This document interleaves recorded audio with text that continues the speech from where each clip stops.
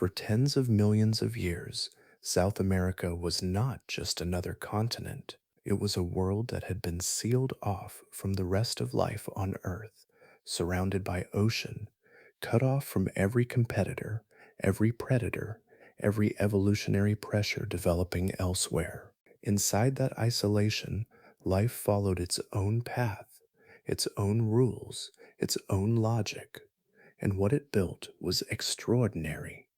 At the top of that world stood the terror birds, flightless hunters that reached nearly 3 meters tall, close to 10 feet, with skulls the size of a horse's head and beaks that struck downward with the force of a sledgehammer. They had no rivals, they had never needed any. South America had created its own predators, its own giants, and its own version of how the world was supposed to work. North America had followed a completely different path. Its animals had spent millions of years competing with each other, with species arriving from Eurasia, with predators and prey that kept forcing adaptation or extinction. Nothing in the North had been allowed to rest.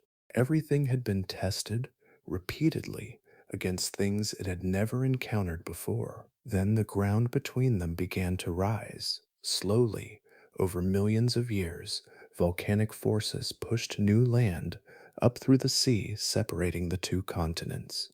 Islands grew larger, shallow passages closed, and roughly 2.8 million years ago, in geological terms, almost overnight, the last gap sealed shut.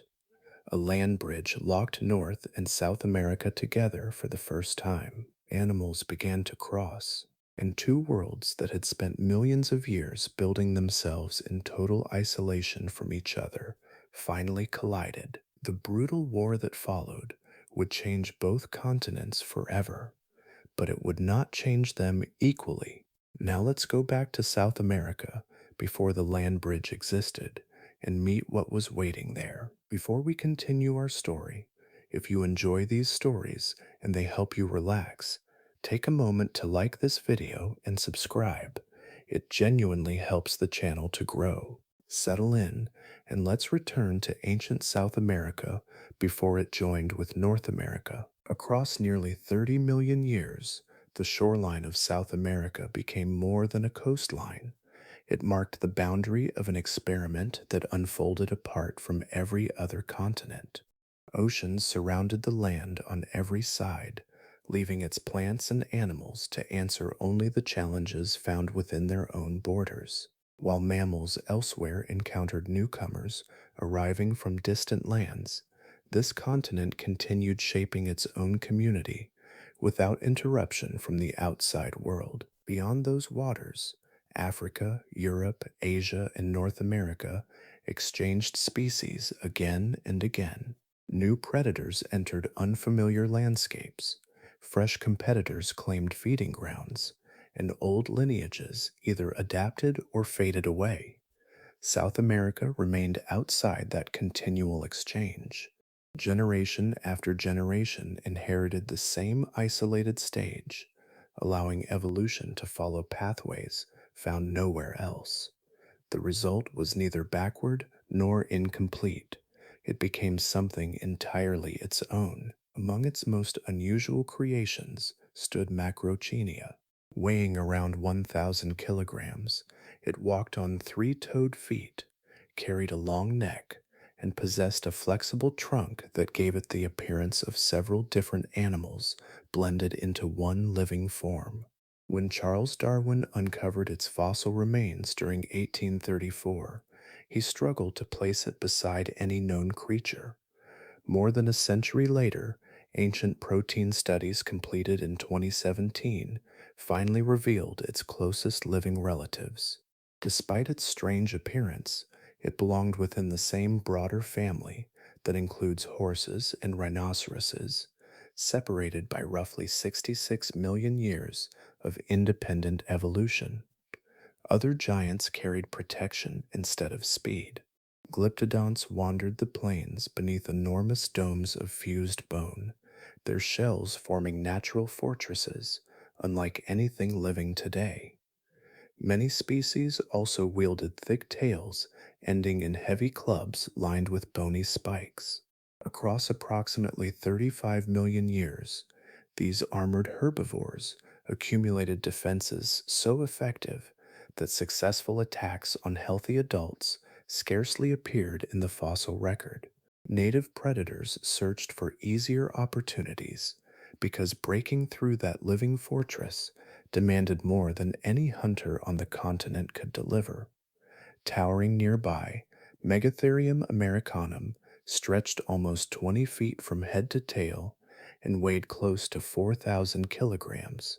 Rising onto powerful hind legs, it could browse leaves nearly 20 feet above the ground, reaching branches unavailable to almost every other herbivore. Massive claws served both for gathering vegetation and for protection. Its immense body placed it among the largest land mammals ever to walk the earth, occupying forests and open landscapes with deliberate confidence. Above this remarkable assembly stood the terror birds. Their height, speed, and crushing beaks placed them at the summit of the predator hierarchy. Below them hunted Thylacosmilus, carrying elongated saber teeth, developed through a separate evolutionary path from the saber-toothed cats of the north. Filling the remaining carnivorous roles were the Sparacidonts, an entire order of marsupial predators that diversified into hunters of many sizes, each fitted to prey, already familiar within this enclosed world. Nothing about this ecosystem suggested weakness. Every lineage had endured countless generations of competition, changing climates, shifting vegetation, and rivals born from the same continent. Success depended upon surviving pressures that arose from within. Through those millions of years, every creature became finely matched to neighbors that had evolved beside it. Only one challenge remained absent from the entire history of this living world: the arrival of animals shaped somewhere else. Far to the north, another story had been unfolding under conditions that could hardly have been more different. The land itself refused to remain fixed. Across repeated ice ages, a broad passage known as Beringia emerged between Asia and North America, then disappeared beneath rising seas, then returned again. Each appearance opened a route for unfamiliar animals to enter from another continent, carrying new instincts, new hunting methods, unfamiliar parasites, and fresh competition into landscapes already occupied. Every arrival reshaped the balance of life. Predators encountered rivals they had never faced. Grazing animals competed with strangers for the same plants. Those unable to adjust vanished from the fossil record, while survivors inherited a world that demanded flexibility above all else. Across millions of years, this repeated testing forged communities that had already experienced invasion many times before. Adaptability became one of the most valuable traits an animal could possess. Among those survivors was Smilodon fatalis, a saber-toothed cat whose appearance concealed advantages extending beyond its famous teeth. As a placental mammal, it possessed a larger brain relative to body size than any of South America's marsupial carnivores. Greater neural capacity supported stronger spatial memory, more flexible hunting behavior, and an improved ability to respond when familiar conditions changed. It carried powerful forelimbs with broad shoulders and thick muscles designed for grappling prey. Once an animal had been forced to the ground, those limbs held it in place while the long upper canines delivered a carefully directed killing bite. Its fossils preserve another clue. Many skeletons display severe injuries that healed completely during life. Broken bones, damaged joints, and deep wounds would likely have ended the life of a solitary hunter. Recovery suggests individuals sometimes received enough protection or access to food to survive long healing periods, offering persuasive evidence that cooperation played at least some role within parts of the population. Even with those advantages, Smilodon never ruled North America alone. It shared the landscape with predators equally capable of claiming large prey. The dire wolf, Enochion dirus, brought a different style of hunting, larger and more heavily built than today's gray wolf. Its jaws generated exceptional crushing force. Packs worked together against giant herbivores that no individual hunter could overpower. Coordinated movement allowed them to exhaust prey, defend carcasses, and challenge competing carnivores whenever valuable food appeared. Sharing that same world stood the short-faced bear, Arctodus simus. Rising to nearly 7 feet at the shoulder, it ranked among the largest land-dwelling mammalian carnivores of the Ice Age.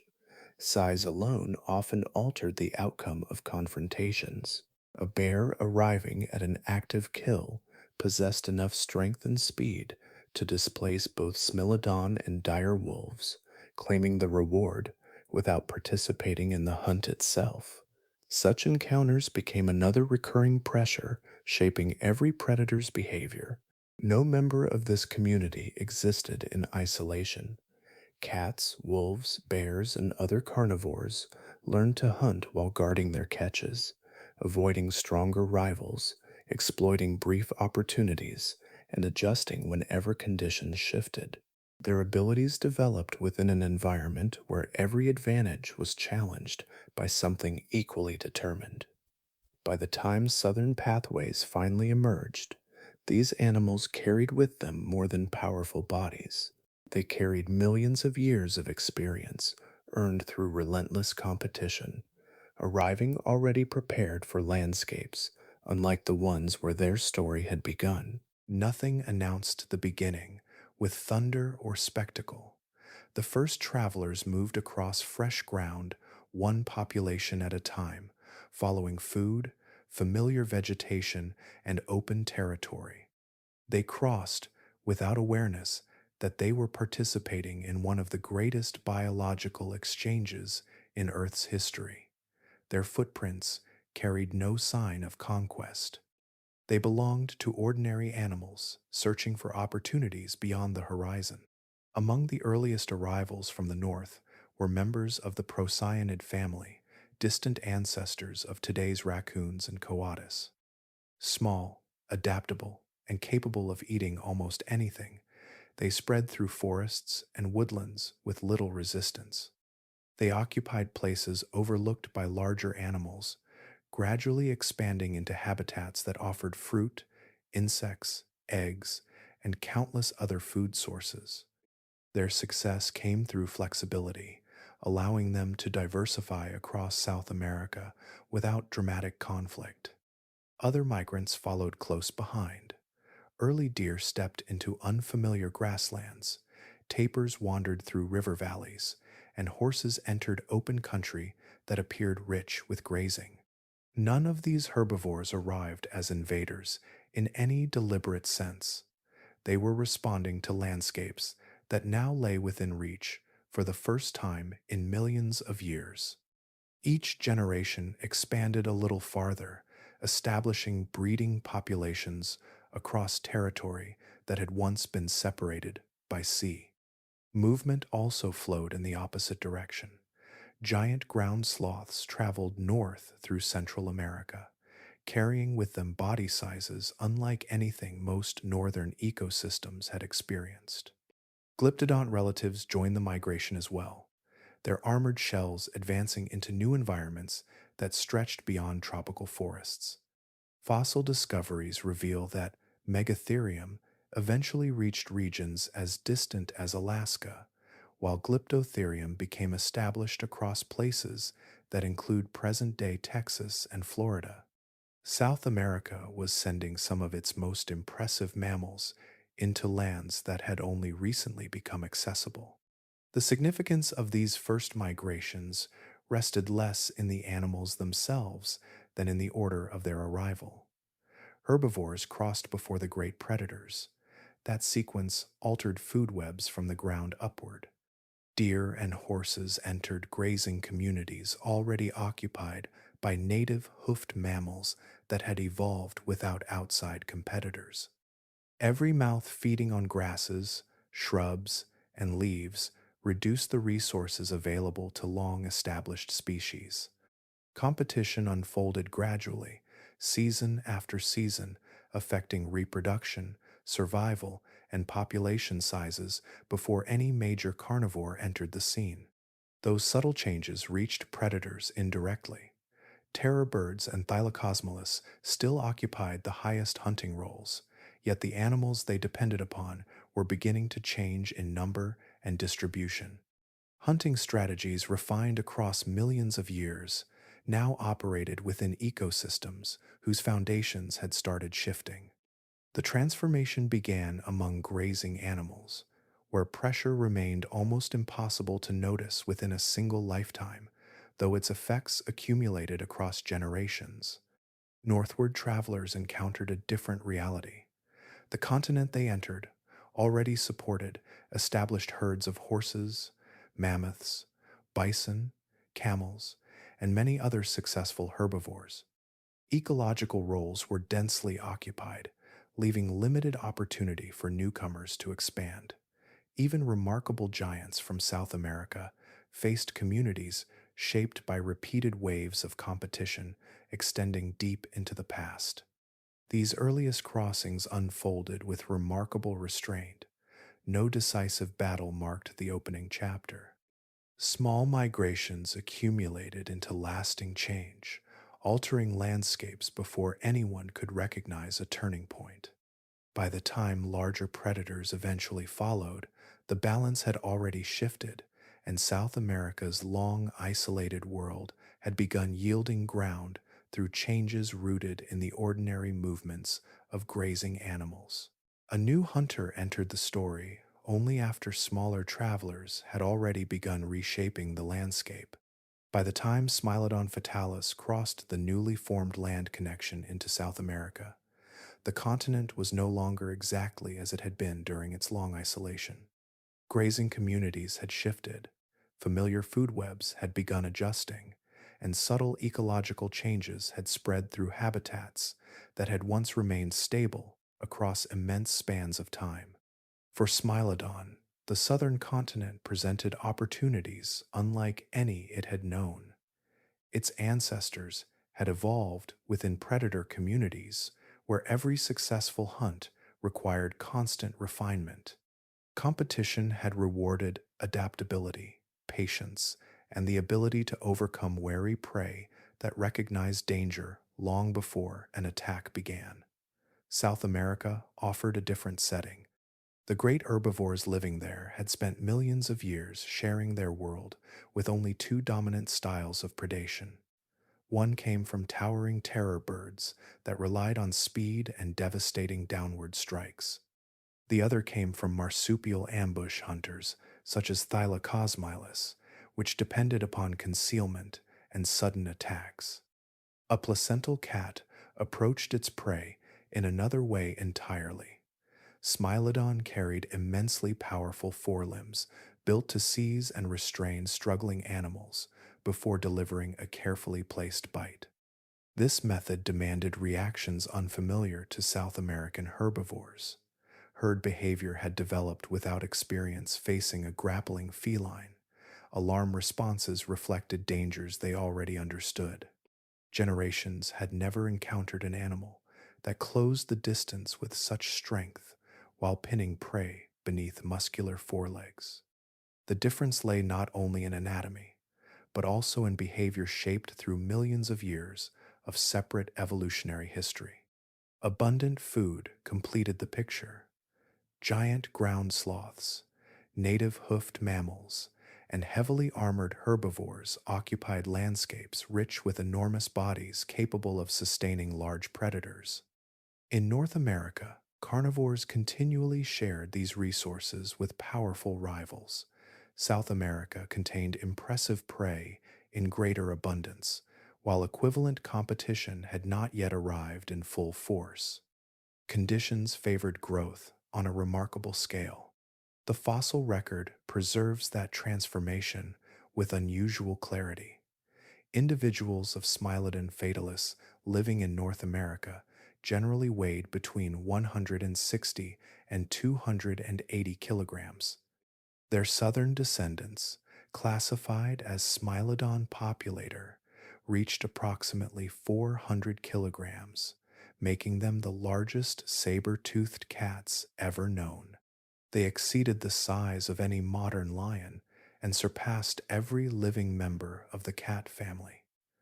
Evolution responded rapidly when rich resources combined with ecological opportunity. This increase in size reflected more than physical growth.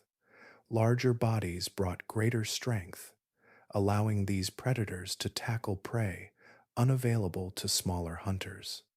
Massive forelimbs and elongated canine teeth became even more effective when supported by additional muscle and weight. Every successful generation reinforced characteristics that fit the new environment, creating an apex carnivore unlike any that had existed before. An unusual pattern emerged from this transformation. As native ecosystems weakened under mounting competition, they also supplied the nourishment that strengthened the newcomer. The continent provided food in extraordinary abundance while offering comparatively little resistance during those early stages. South America was shaping the invader into its most formidable form, using resources that had accumulated through millions of years within its own isolated world. In the bones of Smilodon populator, paleontologists can still trace that extraordinary exchange where a continent under growing pressure became the place that produced the greatest saber-toothed cat ever to walk the earth. For almost 50 million years, the terror bird stood among the defining rulers of South America. Generation after generation inherited the same commanding position, refining bodies built for speed, balance, and precision. Across changing landscapes and shifting climates, no invading mammalian carnivore ever arrived in sufficient numbers to challenge their place. Every obstacle they encountered had evolved beside them, allowing predator and prey to shape one another across immense stretches of time. That long history offered remarkable success, yet it also carried an unseen limitation. Evolution can prepare a lineage for familiar challenges with extraordinary effectiveness while leaving it untested against dangers that have never existed within its world. When placental carnivores finally crossed into South America, they introduced an entirely different collection of hunting behaviors, competitive pressures, and ecological relationships. The contest reached far beyond individual encounters. Entire methods of survival suddenly occupied the same landscape. The terror birds hunted through pursuit or carefully timed ambushes. Long legs allowed them to accelerate across open ground, while their powerful necks drove heavy beaks downward with tremendous force. A single accurate strike could disable prey in moments. Success depended upon space to run or vegetation dense enough to conceal an approach before the final attack. For millions of years, these strategies proved more than sufficient within South America's established predator community. Conditions, however, had already begun changing during the Pliocene. Forests contracted across many regions as expanding grasslands reshaped familiar habitats. Areas once suited for concealment gradually became more open, reducing opportunities for ambush. Although the terror birds remained formidable runners, changing landscapes altered the balance between their preferred hunting techniques. Environmental change alone did not end their dominance, though it steadily narrowed the range of circumstances where their greatest strengths could be expressed. At the same time, newcomers approached prey from ground level, using methods unlike anything the terror birds had evolved to confront. Smilodon relied upon muscular forelimbs, capable of gripping and restraining struggling animals before delivering a fatal bite.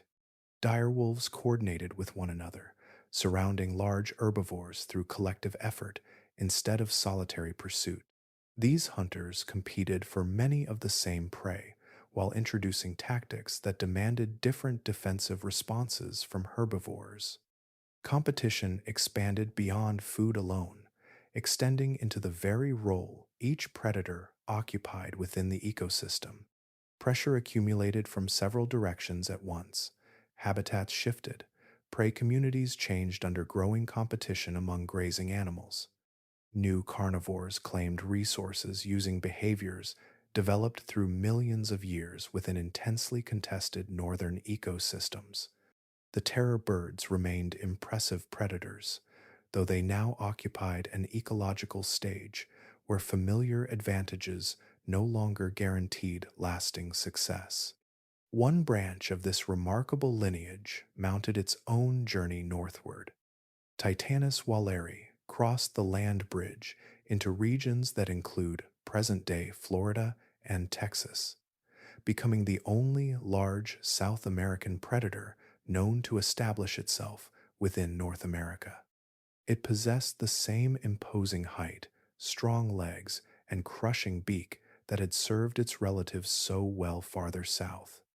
Yet the continent it entered already supported mammalian carnivores, filling nearly every comparable hunting role.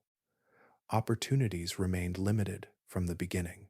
Titanus survived for a time, though its fossils eventually disappear from the North American record after roughly 1 million years. South America's terror birds endured somewhat longer in their homeland, with the youngest known fossils dating to approximately 1.8 million years ago. Their disappearance marked the close of an extraordinary chapter, ending nearly 50 million years, during which these towering birds had shaped the lives of countless species across an isolated continent. Few encounters in natural history carry such remarkable symmetry.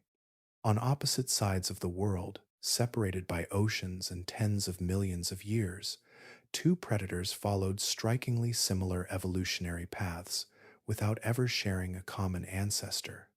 Each developed elongated upper canine teeth suited for bringing down large prey. Each became an apex hunter within its own homeland. Neither lineage possessed any knowledge of the other until geography erased the distance that had always kept them apart. Thylacosmilus represented one branch of that extraordinary coincidence. Smilodon represented the other. Their resemblance emerged through convergent evolution, the process by which unrelated organisms independently arrive at similar solutions when facing comparable ecological challenges. Although their saber teeth looked alike, nearly everything beneath that familiar appearance reflected different evolutionary histories. One belonged to the marsupials that had dominated South American carnivore niches for ages beyond memory. The other descended from placental mammals, refined within far more competitive northern ecosystems. Their first coexistence unfolded only after the land bridge united the continents. For countless generations, each predator had perfected its hunting methods without encountering the other. There had been no gradual adjustment, no shared evolutionary conversation stretching across millions of years. Separation ended almost instantly in geological terms, placing both hunters into landscapes where similar prey now supported similar ambitions. Important differences soon became apparent. As a marsupial carnivore, Thylacosmilus possessed a smaller brain relative to body size than Smilodon. Brain size alone never determines intelligence, yet it often reflects differences in behavioral flexibility, especially when animals confront unfamiliar circumstances. Smilodon carried adaptations shaped by repeated ecological change and competition. Thylacosmilus had evolved within a more stable setting where successful strategies remained effective across immense spans of time. Those contrasting histories influenced how each predator responded as South America's ecosystems entered a period of transformation. Its anatomy also imposed constraints. The saber teeth of Thylacosmilus extended continuously throughout life, reaching extraordinary lengths unlike those of any placental cat. To accommodate those massive canines, the skull developed unusual proportions. Studies of jaw mechanics suggest this specialization may have limited the force available during biting compared with Smilodon. The remarkable weapon that defined its appearance also required structural compromises, leaving the predator highly specialized for a particular style of hunting. Environmental change added further pressure before direct competition fully unfolded. Fossil evidence indicates that populations of Thylacosmilus were already declining as habitats shifted during the late stages of the Pliocene. Expanding grasslands altered prey communities that had supported marsupial carnivores across earlier ages. Food resources became less predictable, narrowing opportunities for specialists whose success depended upon conditions that were gradually disappearing. When Smilodon entered South America, it did not overthrow a flourishing rival at the height of its strength. It arrived as ecological space had already begun opening through climate-driven change. The newcomer expanded into opportunities created by transformations that were already underway, benefiting from circumstances that weakened long-established predators before direct competition reached its greatest intensity. The consequences extended far beyond a single species. Thylacosmilus belonged to the Sparacidonts, an entire order of marsupial carnivores whose ancestry stretched back more than 60 million years, reaching into a world that emerged soon after the disappearance of the Nonavian dinosaurs. Every branch of that remarkable lineage eventually vanished. Their absence marked the permanent close of one of Earth's longest carnivorous traditions. Thylacosmilus did not fall through failure alone. It had been exquisitely shaped for a continent whose character had already begun changing before its northern counterpart ever appeared. Another hunter entered the changing landscape with a different purpose. Where Smilodon excelled at overpowering prey through strength and precision, the dire wolf brought the advantage of many bodies moving as one. Across the expanding grasslands and open woodlands of South America, this style of predation introduced yet another challenge for herbivores that had evolved under entirely different conditions. The newcomers did not rely upon a single decisive attack. They relied upon cooperation sustained across distance and time. Anocyon ranked among the largest members of the dog family ever to exist. Its heavy skull, robust limbs, and exceptionally powerful jaws equipped it for pursuing large mammals across open country. Fossil evidence from North America suggests these wolves frequently lived and hunted in social groups, allowing them to confront prey far larger than any individual could subdue alone. Success depended upon coordination, persistence, and the ability to exploit opportunities created by companions working toward the same objective. South America still supported an extraordinary collection of giant herbivores. Megatherium wandered through broad feeding grounds with immense confidence, reaching nearly 4,000 kilograms in weight. It possessed thick skin, towering size, and forelimbs armed with enormous claws capable of inflicting devastating wounds.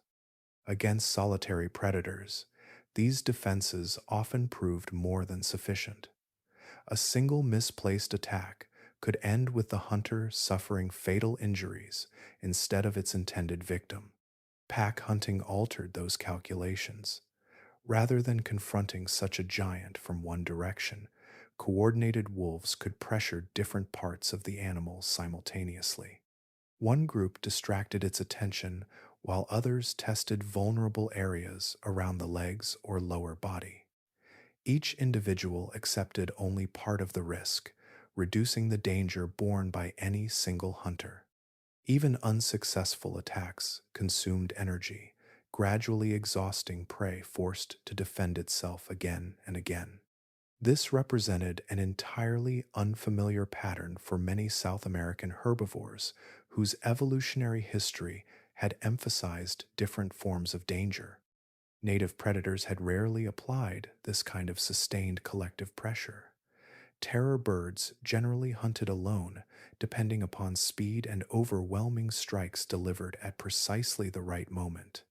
Marsupial carnivores relied more heavily upon concealment before launching close range attacks. Neither approach resembled an organized pursuit maintained by multiple hunters communicating through movement and shared behavior. Herbivores that recognized one attacker still faced companions approaching from another direction, creating defensive challenges unlike those encountered during millions of earlier generations. Glyptodonts presented a different problem altogether. Their massive armored shells resisted direct attack with extraordinary effectiveness, protecting much of the body beneath thick layers of bone. Yet complete invulnerability remained impossible. Legs, neck, and parts of the underside remained exposed whenever these enormous herbivores moved or changed direction. A coordinated group could concentrate repeated attacks against those vulnerable regions, attempting to limit movement before the powerful tail club could be brought fully into play. Even formidable armor possessed weaknesses when confronted by predators, capable of adapting their tactics together. Paleontologists have noted that body sizes declined within certain South American megafaunal lineages during the later stages of this long ecological transition. Multiple factors likely contributed, including climate change and shifting environments, making any single explanation incomplete. Increased predation pressure from newly arrived carnivores may also have played a role, encouraging evolutionary responses across surprisingly short spans of geological time. Natural selection continued searching for successful solutions, though the pace of environmental transformation and biological invasion often exceeded the speed at which long established species could adapt. The movement across the new land bridge never flowed in only one direction. While northern mammals spread into unfamiliar territory, travelers from South America also began their own long journeys toward distant landscapes. For a period, the exchange appeared balanced. Animals crossed north and south in overlapping waves, each continent contributing species shaped by millions of years of separate evolution. From a distance, the contest resembled an even meeting between two thriving worlds. The northern expedition included some of the most distinctive mammals ever to walk the earth. Giant ground sloths expanded far beyond tropical forests, leaving fossils across much of the continent and eventually reaching Alaska. Glyptodont relatives established themselves in regions that include present-day Texas, Florida, and Mexico, carrying their remarkable armor into habitats unlike those of their southern homeland. Titanus walleri advanced north as well, bringing the imposing form of the terror birds into North America. Smaller travelers joined the migration, including capybaras, ancestors of modern porcupines, and early armadillos, each finding opportunities within changing ecosystems. On paper, this appeared to be an impressive biological advance. The migrants represented predators, giant herbivores, armored specialists, and adaptable generalists.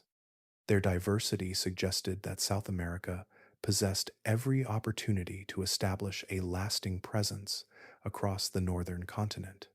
Fossils confirm that many succeeded for considerable periods, spreading through broad regions before their histories eventually reached an end. The challenge emerged after arrival. North America had experienced repeated exchanges with Asia across the Bering Land connection for millions of years before South America entered the story. Those earlier encounters continually reshaped predator communities, grazing animals, and ecological relationships.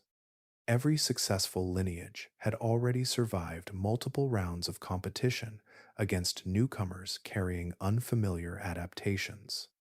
Survival demanded flexibility across changing climates and crowded ecosystems where few opportunities remained unclaimed. Ground sloths entered landscapes already occupied by horses, bison, mammoths, camels, and many other large herbivores.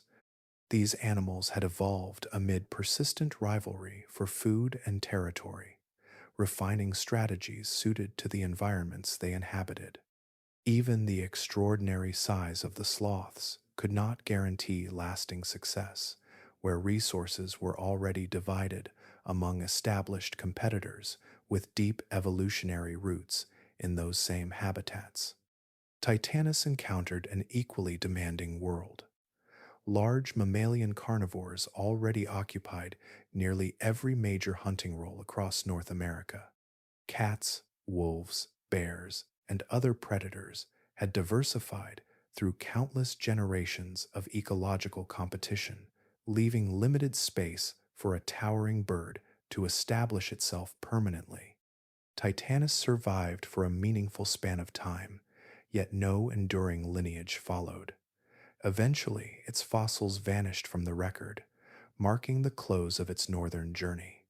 Other migrants experienced similar outcomes. Some persisted for long intervals before disappearing. Others remained confined to limited regions where conditions temporarily favored their survival.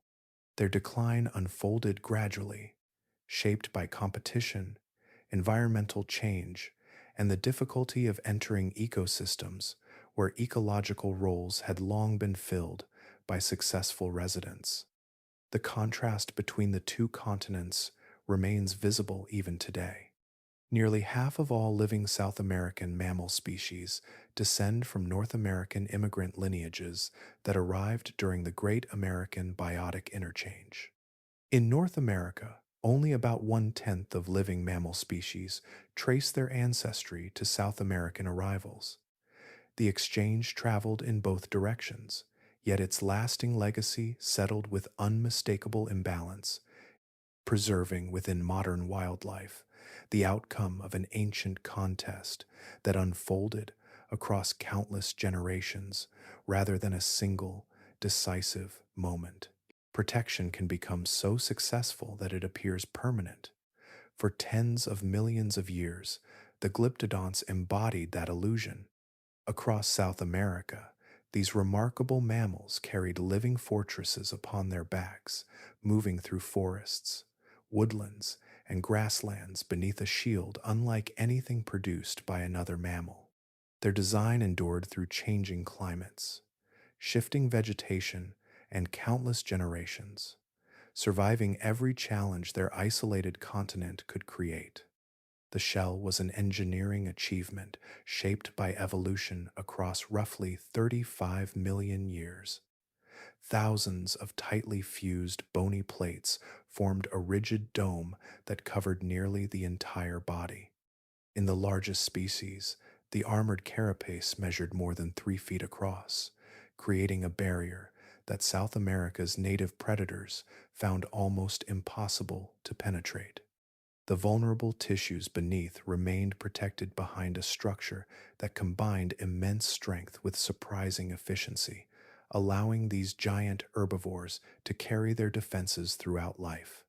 Some glyptodonts possessed an additional safeguard. Dodicurus clavicaudus carried an enormous tail ending in a heavy club reinforced with dense bone and formidable spikes. Biomechanical studies suggest that a full swing could generate forces comparable to those produced during an automobile collision.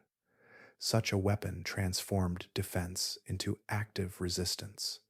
Any predator approaching too closely faced the possibility of shattered bones or fatal injuries delivered in a single sweeping movement.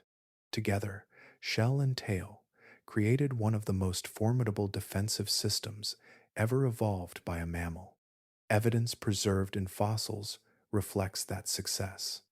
Adult glyptodont skeletons rarely display clear signs of fatal attacks by South America's long established carnivores. Terror birds could not break the shell with their powerful beaks.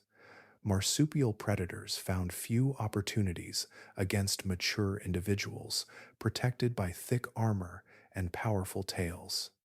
Across millions of years, the strategy remained extraordinarily effective because every predator confronting glyptodonts hunted in broadly familiar ways. Evolution refined defenses against dangers that already existed, producing animals seemingly prepared for almost anything. The arrival of northern carnivores introduced a different challenge. Smilodon and dire wolves did not depend solely upon striking armored surfaces. Their methods emphasized mobility, persistence, and attacks directed toward exposed regions. Legs, the underside, and the neck remained outside the protective dome, creating openings that earlier predators had seldom exploited successfully. Coordinated hunting increased the likelihood that one attacker could distract while another reached vulnerable areas. The armor itself remained immensely strong, yet the contest had shifted away from the strongest part of the animal. Even so, Glyptodonts endured through the Great American Biotic Interchange. Their story continued for hundreds of thousands of years after northern predators established themselves across South America. The final challenge arrived from an entirely different source, one that no previous lineage had prepared them to confront. Humans entered the continent, carrying abilities unlike those of any earlier predator. Stone tools extended the reach of their hands. Fire altered the landscape and transformed hunting strategies. Communication allowed coordinated action far beyond the instincts of carnivores. A shell that resisted teeth and claws offered little protection against planning, persistence, and manufactured weapons. Archaeological discoveries in South America even suggest that abandoned glyptodont shells were sometimes reused as shelters, their immense domes becoming roofs after their former owners had disappeared. Around 10,000 years ago, the last glyptodonts vanished. Their extraordinary armor had answered every biological threat that evolution placed before them for 35 million years. It could never anticipate an opponent that changed the rules instead of playing by them. The deepest differences between the two continents could not be measured by height, weight, or the length of a predator's teeth. South America possessed giants unlike anything the North had ever encountered. Enormous herbivores walked its plains, and formidable hunters had ruled its food webs for millions of years. Physical size alone cannot explain why the balance shifted so strongly after the continents became connected.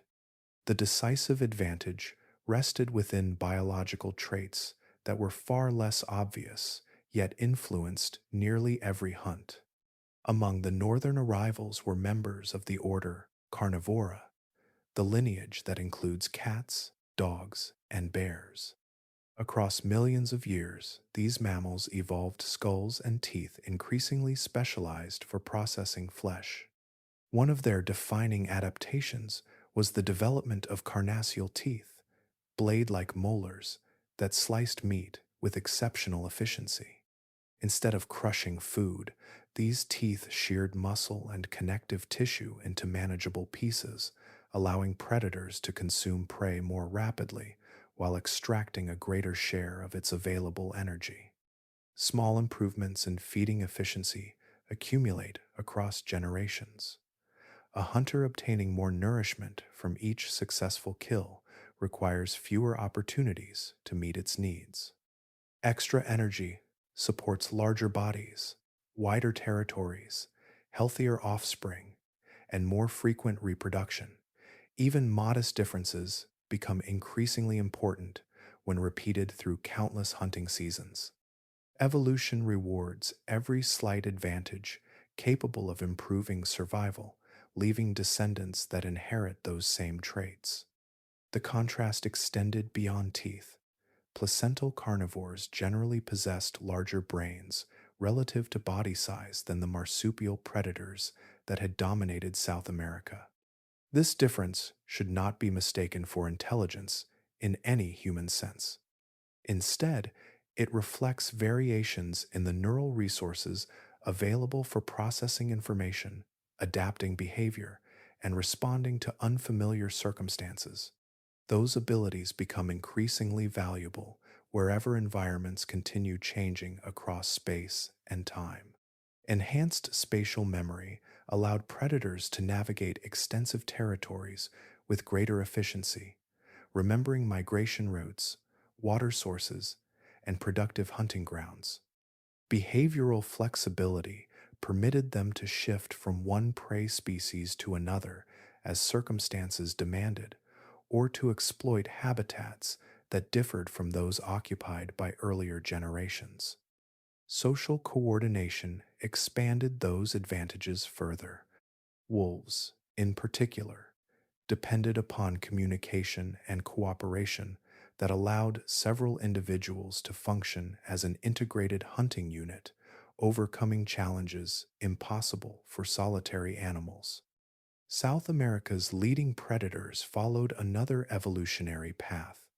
Terror birds, Thylacosmilus, and other marsupial carnivores became highly specialized for conditions that remained comparatively stable across immense spans of time. Their adaptations fit the environments that shaped them with remarkable precision. Within those familiar settings, they flourished.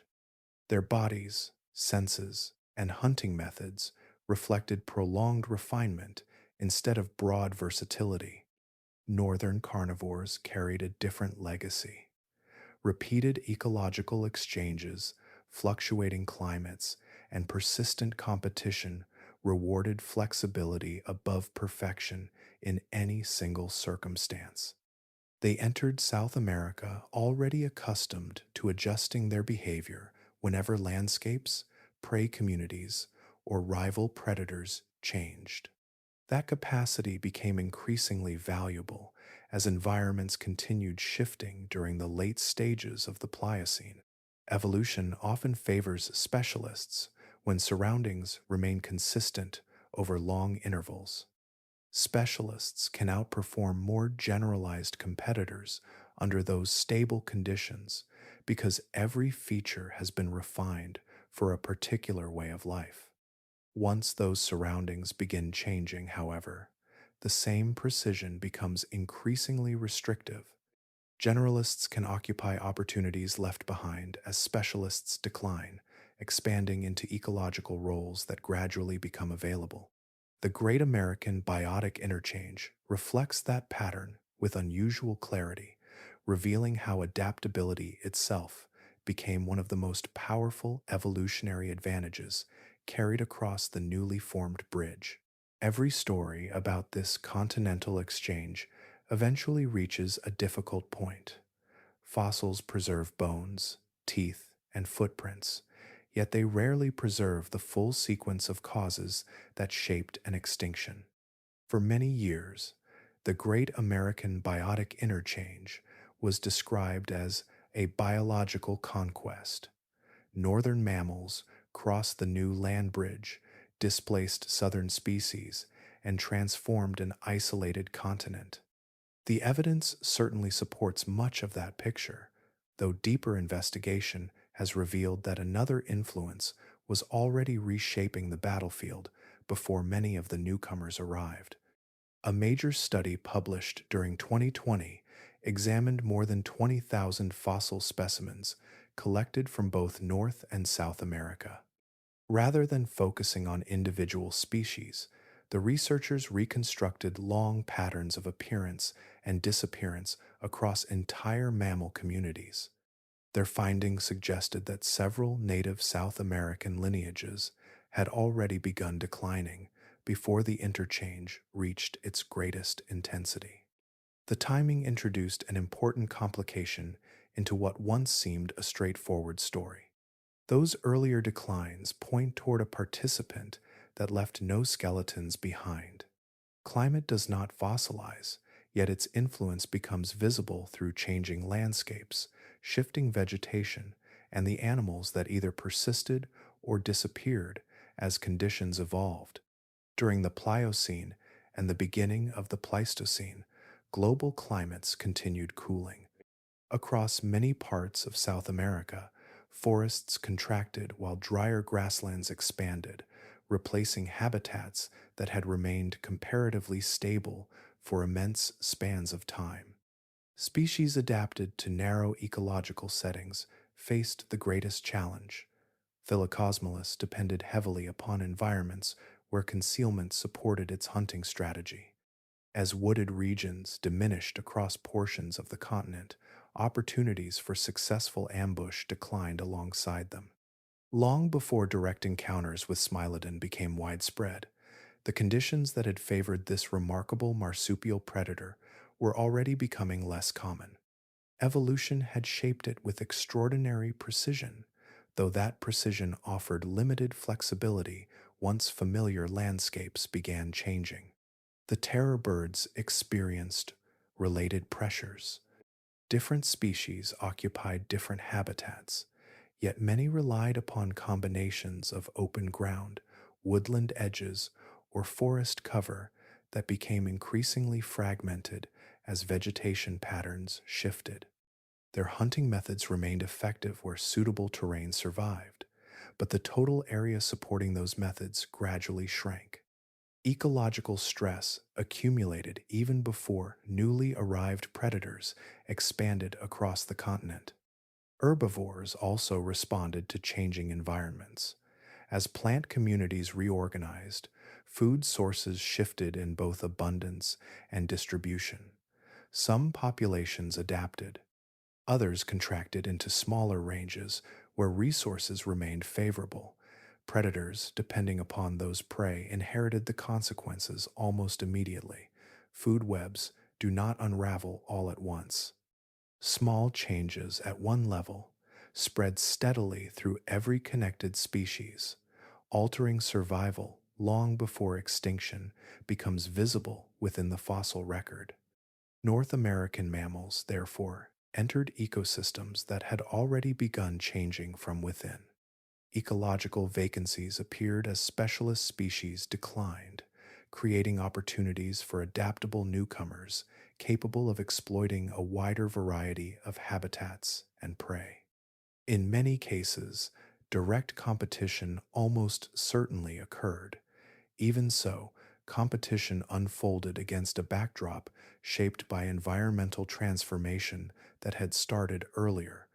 The distinction matters because it changes the character of the entire interchange. The fossil evidence does not portray a thriving southern ecosystem suddenly overwhelmed by foreign invaders. It suggests a continent already experiencing mounting ecological strain as climate reshaped its landscapes. Northern immigrants expanded into opportunities created by those earlier disruptions, adding further pressure to communities struggling to adjust. Together, climate change and biological competition formed a sequence that neither force could fully explain alone. One opened the wounds, while the other limited the possibility of recovery. Bones of predators often capture the imagination, yet they represent only a small fraction of every living ecosystem.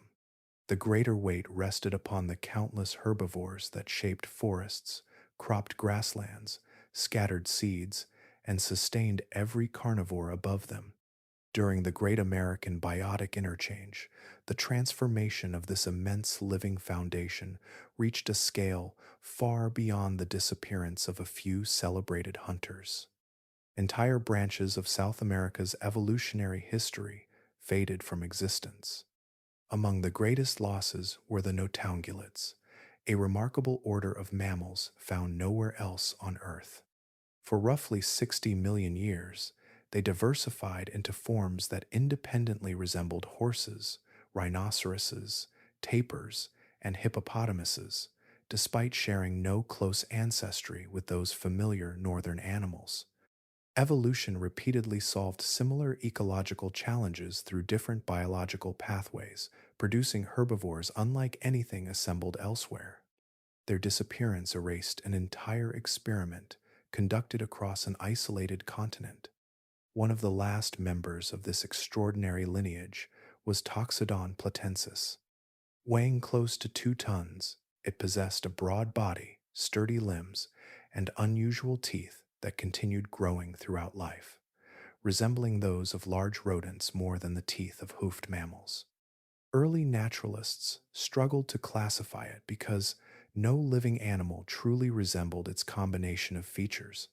Even after decades of study, its evolutionary relationships remained uncertain until advances in molecular research clarified its place within the mammalian family tree.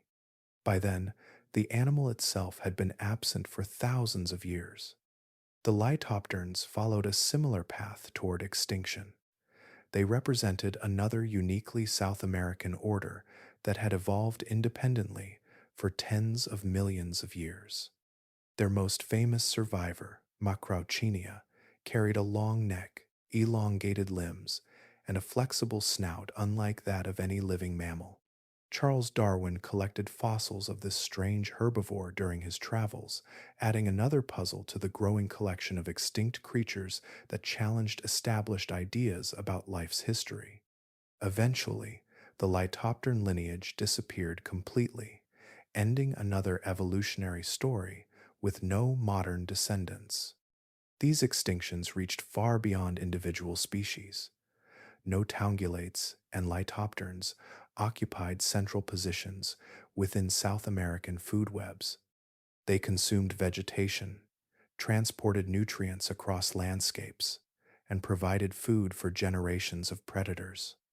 As those herbivores vanished, every ecological relationship connected to them shifted as well. Carnivores lost familiar prey. Scavengers encountered different patterns of food availability. Plant communities adjusted to the disappearance of animals that had influenced them across immense spans of time. Some giants survived the first stages of the interchange, only to disappear much later. Megatherium endured through the arrival of northern mammals before vanishing around 10,000 years ago. Reaching nearly 4,000 kilograms, this immense ground sloth shaped forests in ways that modern animals no longer replicate. Certain South American trees still produce large fruits whose seeds appear adapted for transport by giant herbivores. Without those enormous mammals, many seeds now accumulate beneath the parent tree, following a reproductive strategy that no longer functions as it once did. Glyptodonts disappeared, native horses vanished, gomphithers also passed into history. Each extinction removed another thread from an ecological tapestry woven across millions of years. Parasites lost hosts that had carried them through countless generations. Plants lost specialized partners. Predators encountered altered communities. The disappearance of one lineage echoed through many others, leaving patterns that can still be recognized but never fully restored. What vanished was more than an assembly of remarkable animals. An entire ecological architecture, built through 30 million years of shared evolution, dissolved into the fossil record, preserving only fragments of relationships too intricate to recreate. Extinction rarely claims every branch of a living tree. Even during periods of sweeping ecological change, certain lineages persist while others disappear. Their survival is seldom explained by impressive size or dramatic defenses. More often, it reflects qualities that attract little attention until the world around them begins changing. South America's enduring mammals preserve that quieter lesson within their continued existence. Among the continent's oldest surviving groups are the Xenarthrans, an ancient lineage that includes armadillos, sloths, and anteaters. Their ancestry stretches back more than 60 million years, reaching deep into the early history of South American mammals. Although many relatives vanished during the late Pleistocene, these smaller descendants remained. Today they continue occupying habitats from tropical forests to dry grasslands, carrying forward one of the oldest mammalian lineages still living. Their persistence shares several common features. None depends upon abundant large prey or extensive grazing herds. Many maintain comparatively low metabolic rates, requiring less food than mammals of similar size. During periods when ecosystems become unstable and resources fluctuate, reduced energy demands provide an important advantage. An animal able to endure lean seasons without consuming large quantities of food can survive disturbances that overwhelm species with greater nutritional needs. Diet also shaped their fortunes. Anteaters specialize on ants and termites, food resources largely ignored by the northern herbivores and carnivores arriving during the interchange. Modern sloths depend primarily upon leaves, extracting nourishment from vegetation that many other mammals find difficult to digest.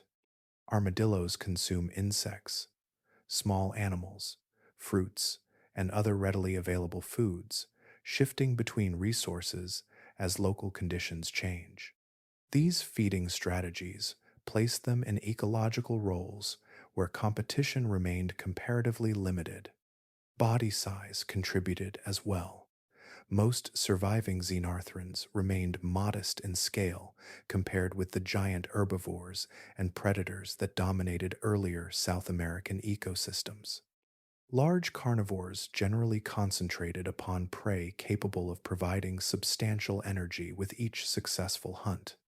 Smaller mammals often escaped sustained attention, especially when their habits reduced encounters with predators.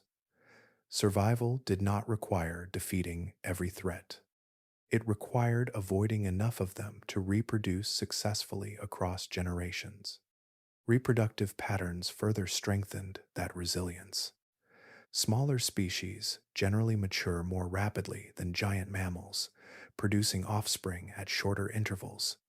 Population losses can therefore be replaced more quickly, reducing the long-term consequences of predation or environmental disruption. Slow breeding giants rarely possessed that flexibility, making recovery from declining numbers increasingly difficult. One remarkable traveler carried these advantages northward. The Virginia opossum crossed into North America during the Great American Biotic Interchange and succeeded where many larger immigrants eventually disappeared. It accomplished this without challenging dominant predators or competing directly with established herbivores. Instead, it occupied overlooked opportunities, feeding upon insects, carrion, fruits, eggs, and countless other available foods. When threatened, it relied upon deception as much as confrontation, sometimes entering an involuntary state that resembles death and discourages further attack. Its biology contains another intriguing feature.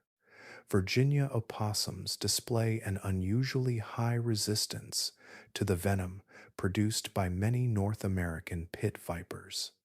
Although this protection is not absolute, scientists have identified proteins within their blood that help neutralize certain venom components. Such biochemical resilience may have reduced one more hazard encountered after entering unfamiliar environments filled with predators, unlike those of their southern homeland. The surviving mammals reveal a consistent pattern. Evolution does not preserve only the strongest, largest, or most specialized organisms. It frequently favors flexibility, modest demands, and the ability to endure disruption without depending upon a single way of life. South America's greatest spectacles largely belong to the fossil record, while many of its lasting heirs continue living by asking comparatively little from a changing world. The rising land between North and South America transformed more than forests, grasslands, and the animals that walked upon them. Beneath the surrounding seas, another history unfolded at the same time, hidden below the surface and seldom included in accounts of the Great American Biotic Interchange. While mammals crossed a new bridge of land, countless marine organisms encountered an obstacle they could never pass. For tens of millions of years, a broad marine passage, known as the Central American Seaway, connected the Atlantic and Pacific Oceans. Water moved freely between the two basins, carrying heat, nutrients, and drifting larvae across tropical seas. Fish, sea urchins, snails, corals, shrimp, and countless other organisms exchanged genes through continuous populations stretching from one ocean to the other.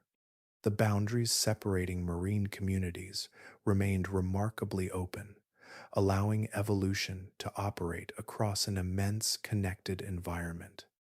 That continuity ended as the Isthmus of Panama gradually emerged. Around 2.8 million years ago, the final shallow channels closed, replacing open water with an uninterrupted strip of land. Marine populations that had once belonged to the same species found themselves divided forever. No gradual migration could restore contact. Generation after generation, each isolated population accumulated its own genetic changes until close relatives became distinct species, occupying opposite sides of the new barrier. Scientists refer to these paired descendants as geminate species, often described as biological twins separated by geology. They provide one of the clearest living records of the seaway's disappearance. Along the Caribbean coast of Panama and the Pacific shoreline, only a short distance away, many animals closely resemble one another while displaying consistent anatomical and genetic differences. Sea urchins, crabs, fishes, snails, corals, and other marine organisms preserve within their bodies the evolutionary signature of a single geological event that divided their ancestors. The separation involved surprisingly little distance. In many places, fewer than 50 miles of land now stand between coastlines, supporting marine communities that have remained isolated for nearly 3 million years. The barrier appears modest when viewed upon a map, yet for organisms unable to cross dry land, it represents an absolute boundary. Their histories diverged despite living almost within sight of one another. Ocean circulation also changed profoundly. Before the seaway closed, warm surface waters flowed directly between the Atlantic and Pacific Oceans. Once that pathway disappeared, Atlantic waters were redirected northward, strengthening the Gulf Stream and transporting additional heat toward northwestern Europe. The rearrangement influenced rainfall, salinity, and the movement of deep ocean waters that together help regulate Earth's climate system. A local geological change gradually reshaped patterns extending across the planet. Some climate researchers propose that these altered ocean currents contributed to the beginning of widespread northern hemisphere glaciation around 2.7 million years ago. Expanding ice sheets affected atmospheric circulation, global temperatures, and rainfall across distant continents. Those environmental changes formed part of the broader climatic backdrop that later altered South American habitats, adding pressure to ecosystems already approaching a period of biological upheaval. The Isthmus of Panama extends roughly 400 miles from one end to the other. Its emergence divided a tropical seaway, redirected planetary ocean circulation, influenced global climate, separated marine populations into independent evolutionary paths, and established the land bridge that reshaped life across two continents. Every shell, coral colony, and reef fish living along the opposing coasts still carries evidence of that transformation, reminding us that the greatest changes often unfold simultaneously above the waves and far below them. Victory can prove surprisingly brief when measured against the pace of Earth's history. Among the predators that crossed into South America, none achieved greater success than Smilodon populator. Descended from northern ancestors yet transformed upon southern landscapes, it became the largest saber-toothed cat known to science. Adults could approach 400 kilograms, combining immense muscular strength with elongated canine teeth and powerful forelimbs designed to restrain prey of extraordinary size. For a time, the continent belonged to this remarkable hunter. Its rise continued long after many of the native predators had disappeared. Terror birds no longer dominated open country. Thylacosmilus had already faded from the fossil record. Smilodon remained, occupying the highest position within food webs that had been reshaped by millions of years of ecological change. It endured the upheaval of the Great American Biotic Interchange, adapted to unfamiliar prey, and established populations across much of eastern and southern South America. Every feature of its anatomy reflected a close relationship with giant herbivores. The forelimbs were unusually robust, capable of gripping struggling animals with tremendous force. Flexible shoulder joints increased control during close encounters.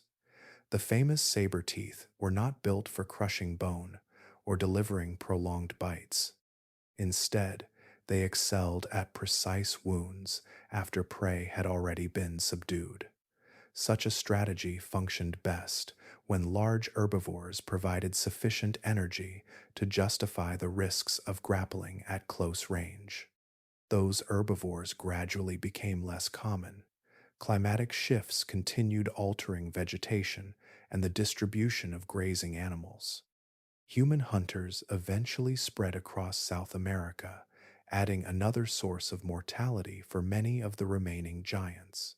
The losses accumulated across generations rather than within a single moment. One familiar prey species disappeared, followed by another, reducing both the abundance and diversity of animals capable of supporting an enormous specialized predator. Smilodon faced a challenge unlike the one encountered by its predecessors. Earlier in the interchange, flexibility had allowed northern carnivores to prosper, while ecological conditions changed around them. By the end of the Pleistocene, even Smilodon had become tightly linked to a world dominated by megafauna. Its body demanded substantial amounts of food. Its hunting techniques centered upon prey that continued growing scarcer. Pursuing much smaller animals would have yielded less energy while exposing the predator to repeated risk and greater expenditure of effort.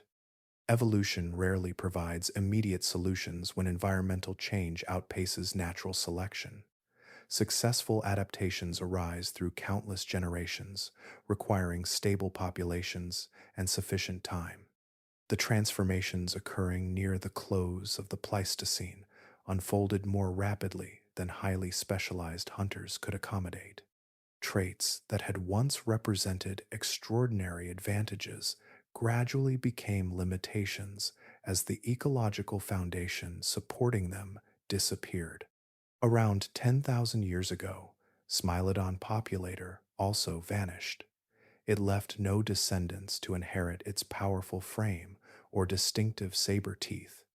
The predator that had crossed into South America flourished after the disappearance of rival hunters and risen to unmatched dominance, ultimately shared the same fate as the remarkable animals that came before it. The Great American Biotic Interchange produced a conqueror whose success seemed complete within its own age. Earth's changing climates, collapsing megafauna, and expanding human presence eventually erased that triumph, leaving only fossils that preserve the final chapter of the greatest saber-toothed cat ever to walk the continent. Every conclusion in this story rests upon evidence gathered patiently across generations.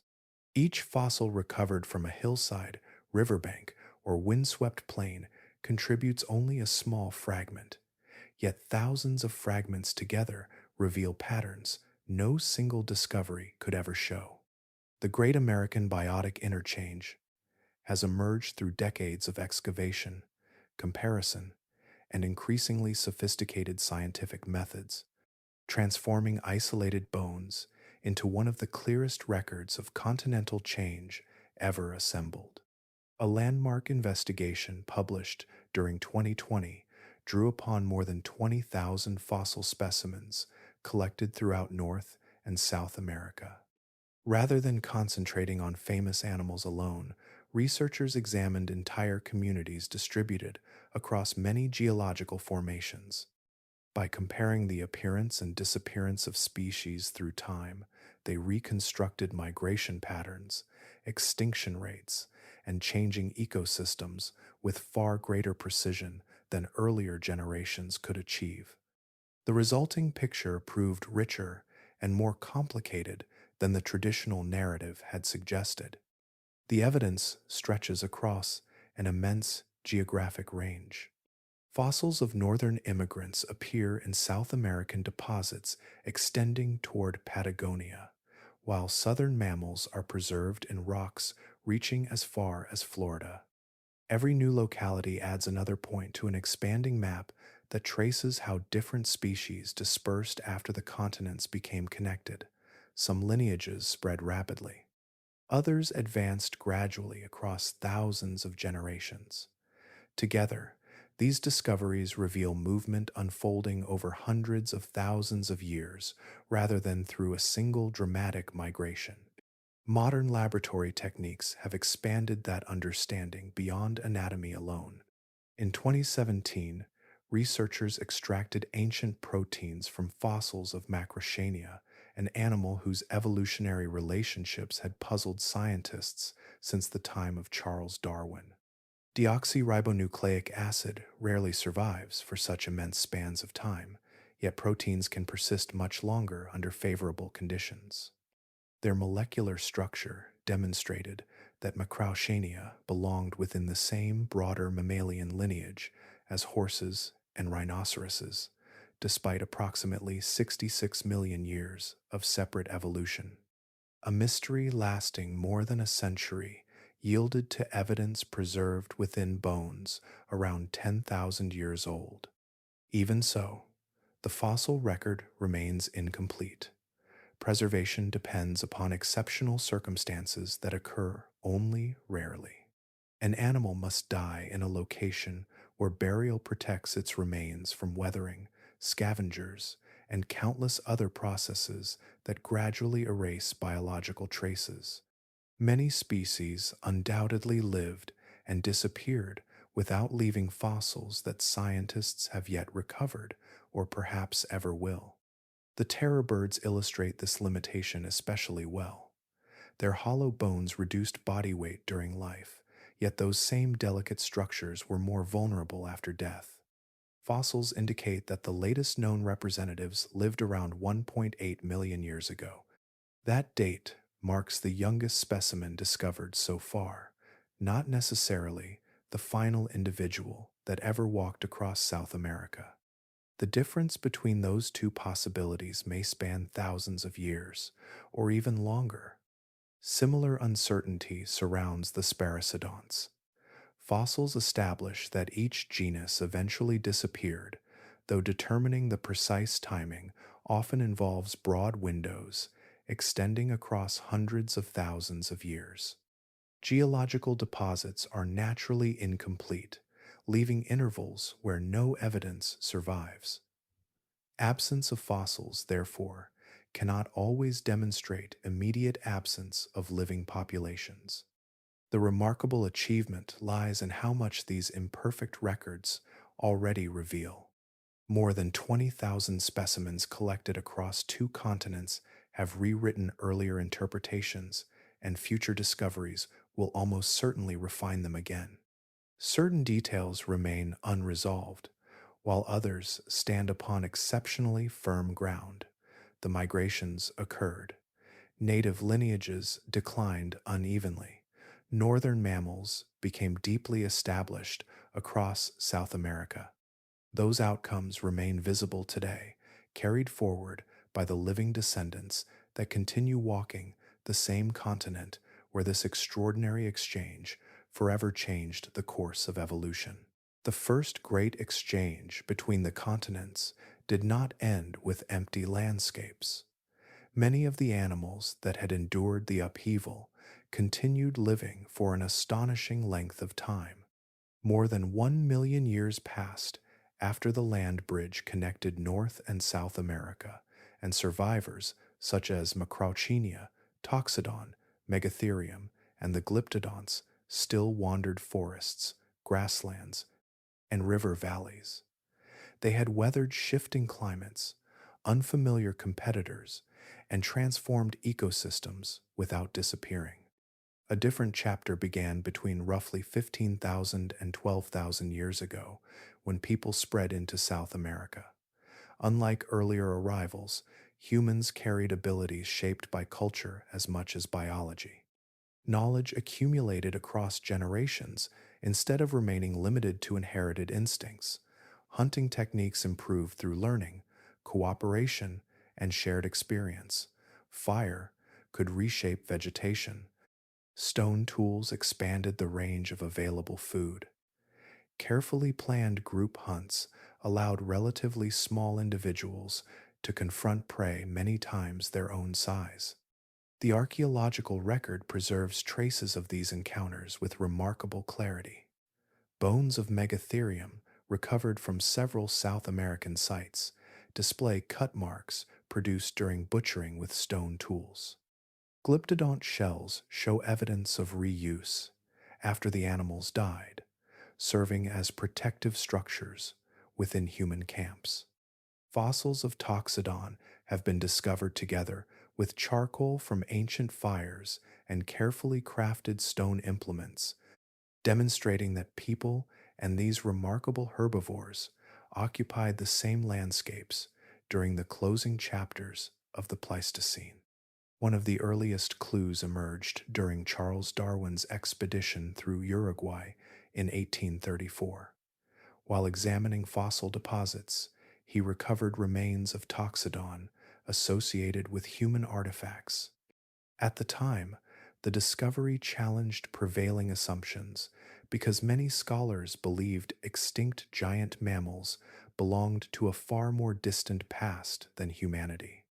Those unexpected associations gradually helped establish that people and South America's vanished megafauna had lived side by side before the great herbivores disappeared. The surviving giants had already faced formidable predators across countless generations. Smilodon hunted with tremendous strength and specialized anatomy. Packs of large canids pursued vulnerable prey through coordinated attacks. Other carnivores exploited weakness whenever opportunity appeared.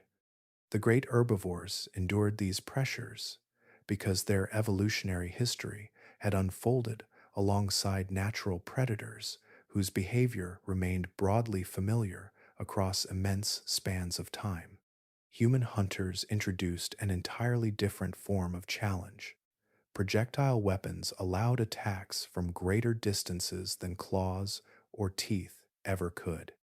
Cooperative planning extended beyond immediate family groups, making hunts increasingly efficient. Fire altered vegetation, influenced animal movements, and opened opportunities unavailable to other predators. Decisions could change within moments, responding creatively to circumstances instead of relying upon inherited behavioral patterns alone. No previous hunter within South America combined these abilities in quite the same way. Climate continued changing throughout this period, influencing vegetation and reducing suitable habitat for many large mammals. Earlier ecological disruptions associated with the Great American Biotic Interchange had already transformed food webs and narrowed opportunities for specialized species. Human hunting unfolded within ecosystems that had spent hundreds of thousands of years adjusting to those earlier losses. Populations reduced by environmental change possessed less capacity to recover from additional mortality. The disappearance of South America's great mammals therefore reflects several forces acting together across different timescales. Continental interchange altered ecological relationships, climate reshaped habitats and food resources. Human expansion added a new source of pressure unlike anything previous generations had encountered. None of these influences existed in complete isolation. Together, they formed the final architecture of a long biological transformation, bringing an end to many of the remarkable survivors that had already outlasted one of Earth's greatest exchanges of life. Viewed from high above the continents, the Great American Biotic Interchange becomes more than a regional story. Its broad outline appears again and again across Earth's history, unfolding wherever long separated ecosystems finally encountered the wider world. South America is the best documented example, yet it is part of a much larger pattern, one repeated on islands and continents alike whenever isolation reached its end. Australia offers one of the clearest parallels.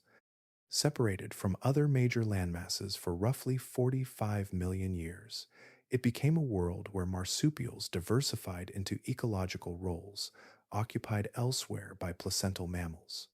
Among its most remarkable predators was Thylacoleo carnifex, often called the marsupial lion.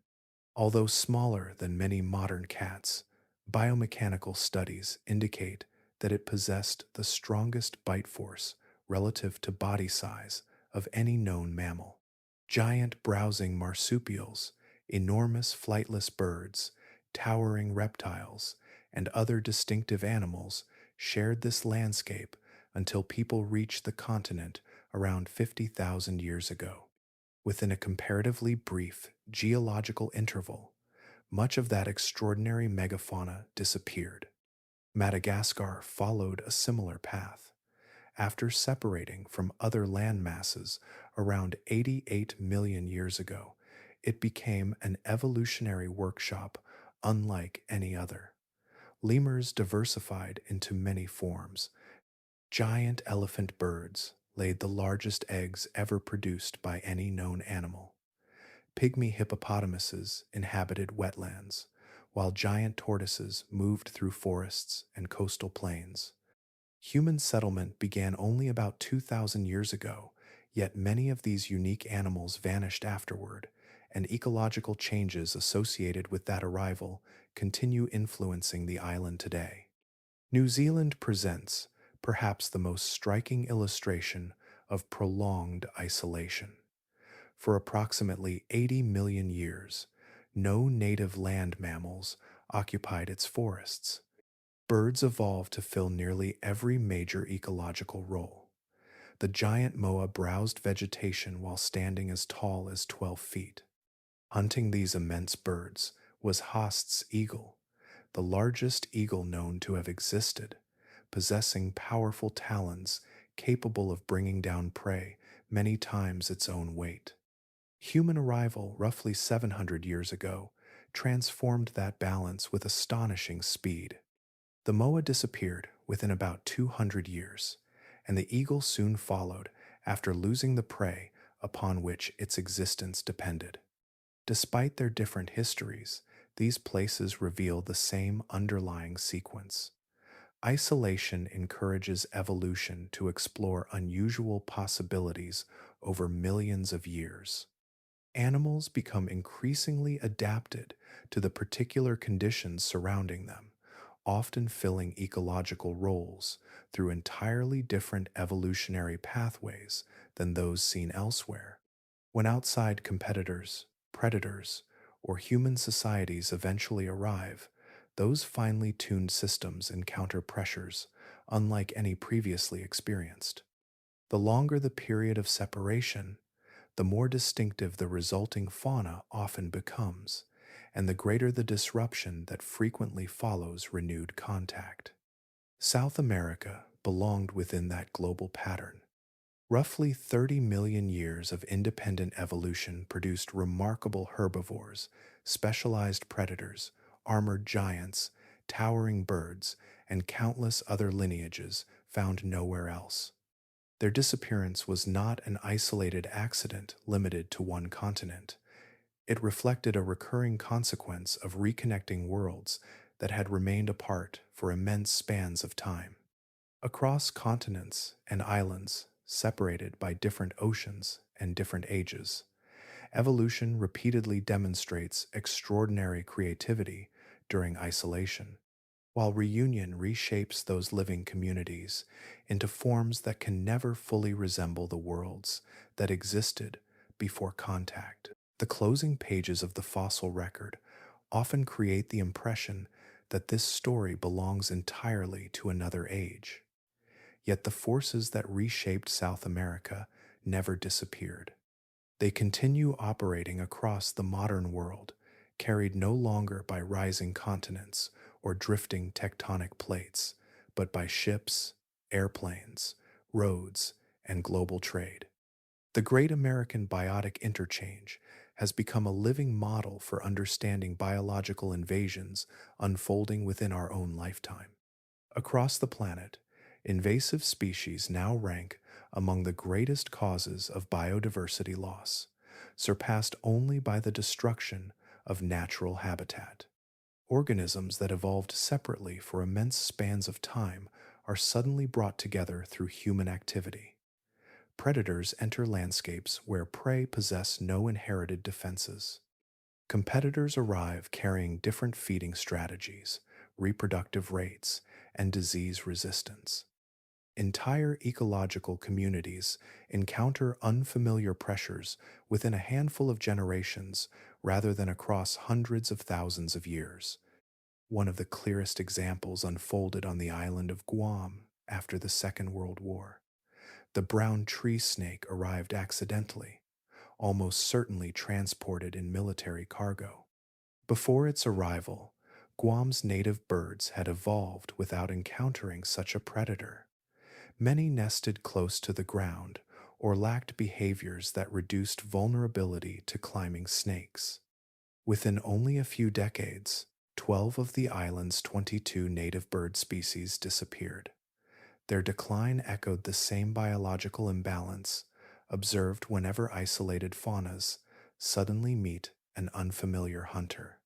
Freshwater ecosystems have experienced comparable transformations.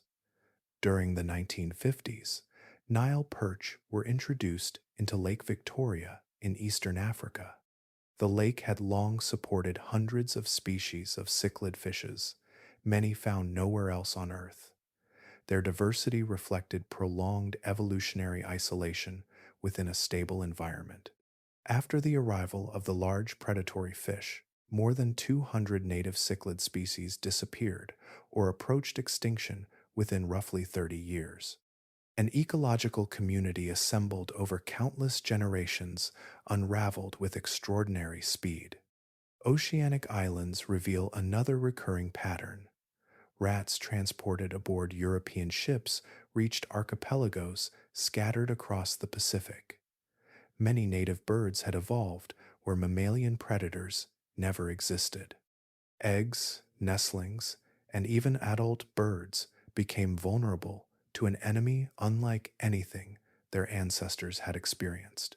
Population declines followed on island after island, repeating a sequence already familiar from much older episodes of evolutionary contact. The geographical setting differed, yet the biological process remained strikingly similar. The greatest contrast between these modern invasions and the Great American Biotic Interchange lies in their pace. The interchange unfolded across immense stretches of geological time, allowing at least some opportunity for populations to shift distributions, adapt gradually, or occupy emerging ecological roles. Contemporary invasions often spread across continents within decades. Human transportation moves organisms farther in days than rivers, winds, or natural migration might once have carried them across thousands of years. Natural selection rarely operates quickly enough to match that accelerating rhythm. The fossil record therefore serves as more than a chronicle of vanished worlds. It offers a long perspective on processes still shaping life today. Isolated ecosystems consistently produce remarkable diversity because evolution follows independent paths for immense spans of time. Those same communities frequently prove the least prepared when outside species arrive unexpectedly. Modern transportation has connected forests, lakes, islands, and continents with a speed unmatched anywhere in Earth's previous history. The ancient exchange between North and South America continues as a scientific guide, revealing patterns that remain visible whenever once separated worlds are brought together before evolution has time to respond. A traveler crossing South America today would encounter forests alive with movement, broad wetlands crowded with birds, winding rivers filled with fish, and mountain slopes supporting an astonishing variety of life. The continent remains one of Earth's richest centers of biodiversity. Jaguars move through dense rainforest, giant anteaters roam open savannas, capybaras gather along riverbanks, while anacondas patrol slow waters. Brilliant parrots, hummingbirds, toucans, and countless reptiles complete landscapes that appear wonderfully abundant.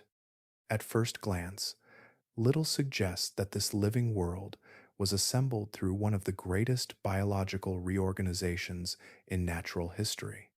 Many of the mammals now regarded as symbols of South America actually trace their ancestry to the north. The jaguar stands as the continent's largest living cat and its dominant terrestrial predator. Fossil evidence shows that its ancestors crossed the Isthmus of Panama during the Great American Biotic Interchange before adapting to forests, wetlands, and grasslands extending across much of South America. Today, it appears inseparable from the Amazon basin, yet its deeper evolutionary story began beyond the continent it now represents. The same pattern appears among the largest surviving herbivores. Tapirs are familiar inhabitants of tropical forests, feeding on leaves, fruit, and aquatic vegetation while dispersing seeds through the landscapes they occupy. Their ancestors also entered South America from North America after the land bridge formed. Of the 5 living tapir species recognized today, 4 inhabit Central and South America, while a single surviving relative remains in Southeast Asia, preserving the last fragment of a distribution that once stretched across much of the world. Other familiar mammals share similar histories. Pumas expanded throughout the Americas after evolving in North America. Spectacled bears belong to a lineage descended from northern ancestors that eventually reached the Andes. Deer now graze across many South American habitats, despite representing another immigrant group established through the interchange. These animals have occupied the continent for such immense spans of time that they feel entirely native, yet their arrival marked one chapter in the gradual reconstruction of South American ecosystems. Alongside these immigrants stand the enduring descendants of much older lineages. Giant anteaters still search for colonies of ants and termites using elongated snouts and powerful claws. Tree sloths continue moving through forest canopies with remarkably slow metabolisms suited to a diet of leaves. Armadillos carry flexible armor that reflects an ancestry extending back tens of millions of years. These members of the Xenarthran lineage preserve body plans shaped during South America's prolonged isolation, linking modern ecosystems directly to an evolutionary world that existed long before the continents reconnected. Some of the continent's oldest partnerships have never fully recovered. Several South American tree species continue producing exceptionally large fruits whose characteristics suggest adaptation for dispersal by giant ground sloths. Those enormous herbivores could swallow the fruits whole and transport seeds across considerable distances before depositing them elsewhere. With the disappearance of those ancient browsers around 10,000 years ago, many seeds now accumulate beneath the parent trees, where survival becomes less likely and opportunities for expansion diminish from generation to generation. Modern South America, therefore, represents renewal rather than restoration. Life flourished again after profound ecological change, filling forests, plains, wetlands, and mountains with remarkable diversity.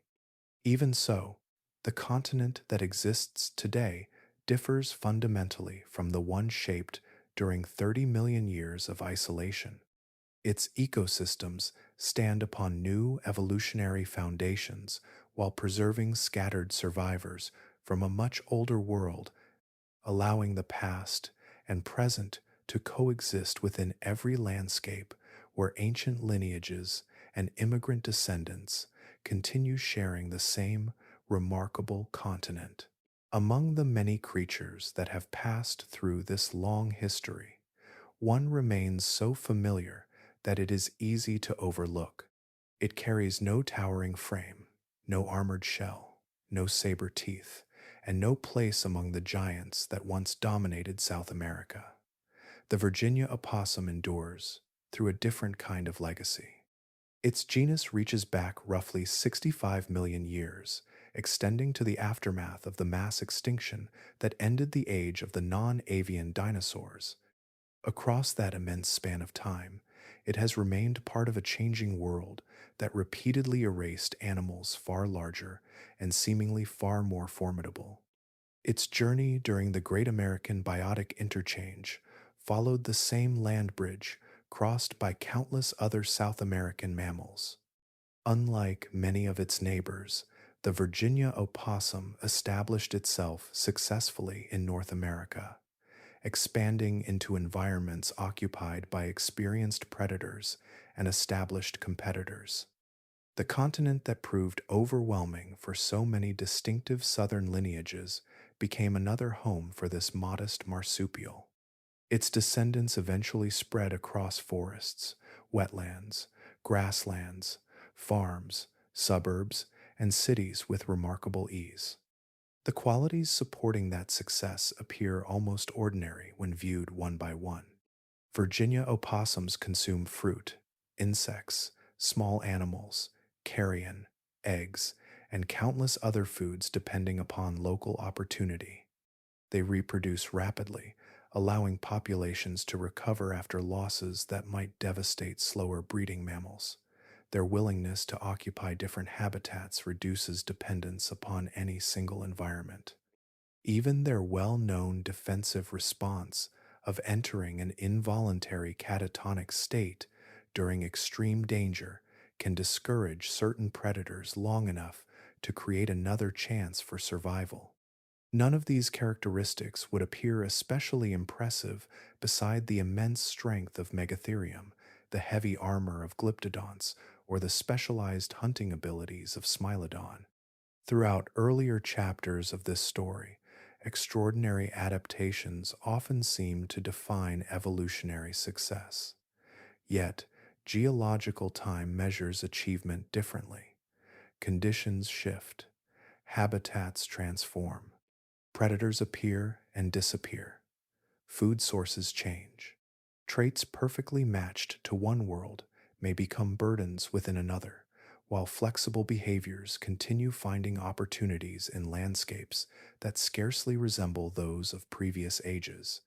The Virginia opossum endured the disappearance of the non-avian dinosaurs. Its lineage persisted through climatic fluctuations, continental rearrangements, biological invasions, and the arrival of humans across the Americas. It crossed into a continent where many larger South American mammals struggled to establish lasting populations. Later, it remained present while giant herbivores, towering predators, and heavily armored mammals vanished from the fossil record. Each transition altered ecosystems profoundly, Yet the opossum repeatedly adapted without requiring dramatic anatomical transformation. Evolution does not consistently preserve the largest body, the strongest weapon, or the most specialized design. Those remarkable innovations can flourish for millions of years before circumstances shift beyond their usefulness. Selection instead favors characteristics that continue functioning across changing environments, even when those traits appear unremarkable beside more spectacular forms of life. Flexibility, resilience, broad diets, and efficient reproduction seldom inspire the same fascination as giant claws or saber teeth, though the fossil record repeatedly demonstrates their enduring value. The Virginia opossum offers a living thread connecting distant chapters of Earth's history.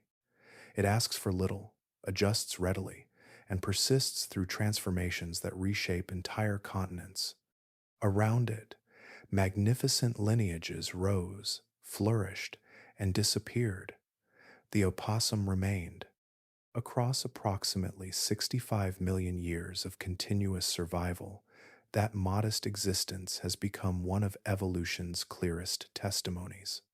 Persistence, more often than brilliance, proves to be the quality that travels farthest through deep time. Some absences cannot be measured by empty landscapes alone. They exist within the history of life itself, where entire branches of evolution end without descendants to continue their story. Fossils preserve outlines of those vanished forms, yet they cannot preserve every behavior, every interaction, or every possibility that remained unrealized. Once a lineage disappears completely, the biological future it carried disappears with it. Thylacosmilus illustrates this permanence with unusual clarity. Its elongated saber teeth resembled those of placental saber-toothed cats, although the resemblance arose independently through convergent evolution. Two distant mammalian lineages discovered comparable solutions to the challenge of becoming apex predators. One lineage vanished forever when the Smilodons disappeared. The surviving record reveals remarkable anatomy, but countless details remain forever inaccessible. Social behavior, hunting strategies passed from parent to offspring, responses to changing environments, and future evolutionary directions all ended before they could unfold. Earth once possessed two separate experiments in saber-toothed predation. Today, only fossils testify that both ever existed. The notangulates leave another profound gap. For well over a century, paleontologists struggled to determine where these unusual mammals belonged within the evolutionary tree. Their skeletons combined characteristics unlike those of any living group, making close relationships difficult to establish. Ancient protein studies eventually demonstrated that they formed part of the placental mammal lineage, resolving one mystery while emphasizing another. Their branch had developed independently for approximately 60 million years before reaching its end. Every adaptation accumulated throughout that immense history vanished with the final representatives. No surviving mammal continues their evolutionary inheritance. The story of the terror birds carries a quieter echo into the present. Their closest living relatives are the siriemas, slender ground-dwelling birds that inhabit parts of South America today. Standing roughly 3 feet tall, a siriema gives little outward hint of the towering predators descending from the same ancestral stock. Within that modest frame survives the last living connection to a dynasty that dominated South American carnivore communities for approximately 50 million years. The immense diversity once expressed by that lineage has contracted into a single surviving branch whose appearance scarcely suggests the scale of its ancestral success. These disappearances extend beyond anatomy. Every extinct species carried unique genetic information, assembled through millions of years of natural selection. Each possessed behaviors, shaped by generations of learning and instinct. Every relationship with predators, prey, parasites, plants, and microorganisms formed part of intricate ecological networks that evolved together across deep time. When extinction removes an entire lineage, those connections disappear as well. They cannot be recreated by assembling bones, sequencing proteins, or studying living relatives because the complete biological system no longer exists. The South America that preceded continental reunion supported combinations of animals unlike any other place before or since. Armored grazing giants traveled beside browsing mammals with flexible trunks and camel like proportions. Marsupial saber-toothed predators shared the continent with towering flightless birds that filled the role of dominant hunters. Entire mammalian orders evolved independently, following paths found nowhere else on Earth. Those worlds endured across tens of millions of years before changing within what geology recognizes as a brief interval. Modern ecosystems continue generating remarkable diversity, yet they do so with different participants and different possibilities. Evolution never reverses direction to rebuild precisely what has been lost. It creates new branches while leaving severed ones behind. Every complete extinction, therefore, represents more than the ending of a species. It marks the permanent disappearance of evolutionary potential, closing chapters that no future age can reopen, no matter how completely the rocks preserve their memory. Stories often invite familiar roles. One side triumphs, another falls, and history appears to reward courage, strength, or superior design. The Great American Biotic Interchange can seem to follow that pattern, with northern immigrants advancing while many southern lineages disappeared. Yet that interpretation belongs to human storytelling, not to evolution itself. Nature does not distinguish between heroes and victims. It preserves no memory of loyalty, fairness, or achievement. It responds only to the conditions that exist at a particular moment. Evolution possesses neither intention nor destination. It does not strive toward perfection or steadily improve every generation. Instead, each population encounters the circumstances surrounding it and individuals carrying traits suited to those circumstances leave more descendants. The process unfolds continuously without foresight. A characteristic proving valuable for millions of years carries no promise that it will remain valuable tomorrow. Every adaptation succeeds only within the environment that shaped it. Thylacosmilus demonstrates this principle with striking clarity.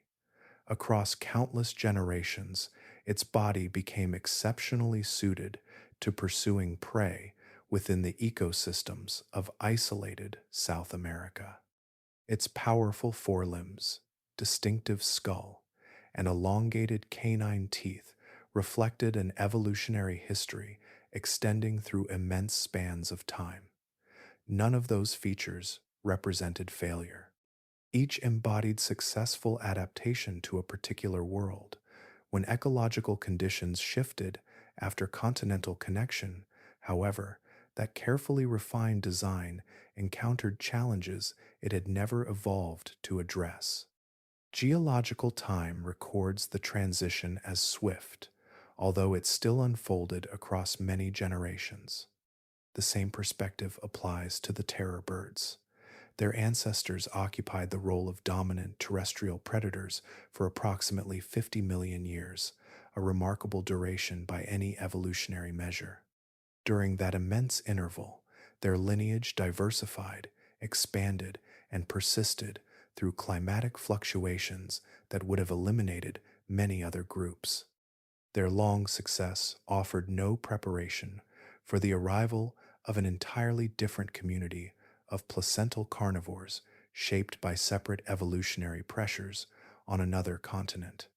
Earlier achievement could not anticipate circumstances that had never previously existed within their world. Specialization, therefore, carries both remarkable strength and unavoidable vulnerability. As organisms become increasingly adapted to one ecological setting, they often perform extraordinarily well within it. Their anatomy, physiology, and behavior fit together with remarkable precision. Those same refinements can become limitations when habitats shift, climates fluctuate, competitors appear, or food sources change. The qualities producing long periods of stability may provide little flexibility during episodes of rapid transformation. Evolution favors effective solutions for the present, while remaining unable to prepare organisms for conditions that have not yet arrived. Earth's history repeats this lesson through many different events.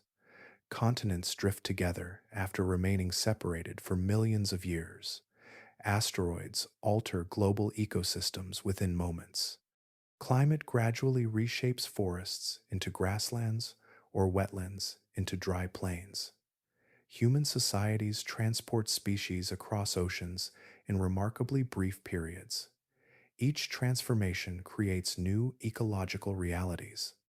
Evolution responds only after those realities already exist, never before them. This understanding changes how the Great American Biotic Interchange can be viewed. The exchange did not demonstrate that one continent produced inherently superior animals or that another failed in some evolutionary contest.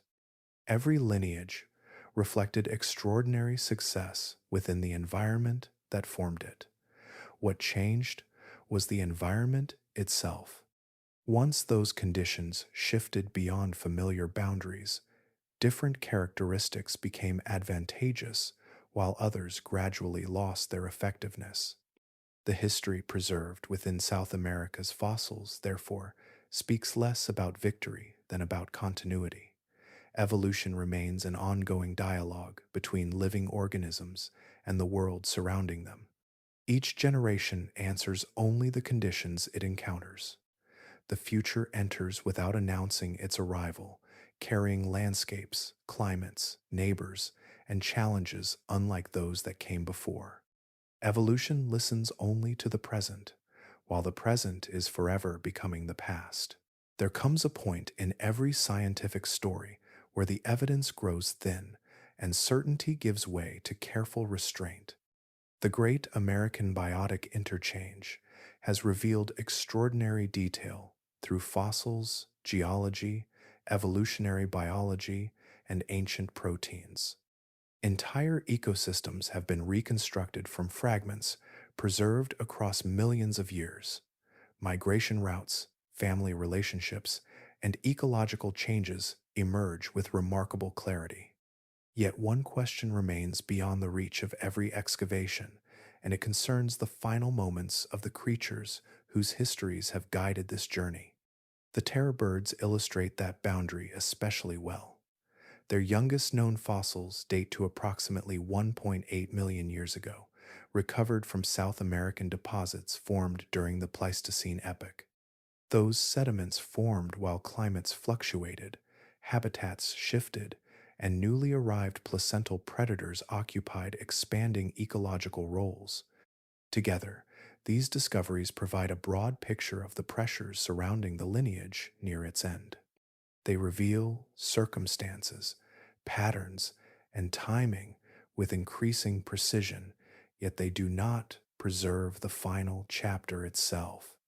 No fossil identifies the last terror bird that ever lived.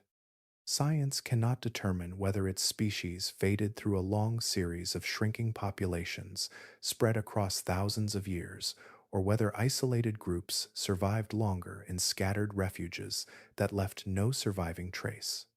There is no preserved record of a final breeding pair, no imprint of the last successful nest, no evidence revealing how many generations remained after the youngest fossils known today.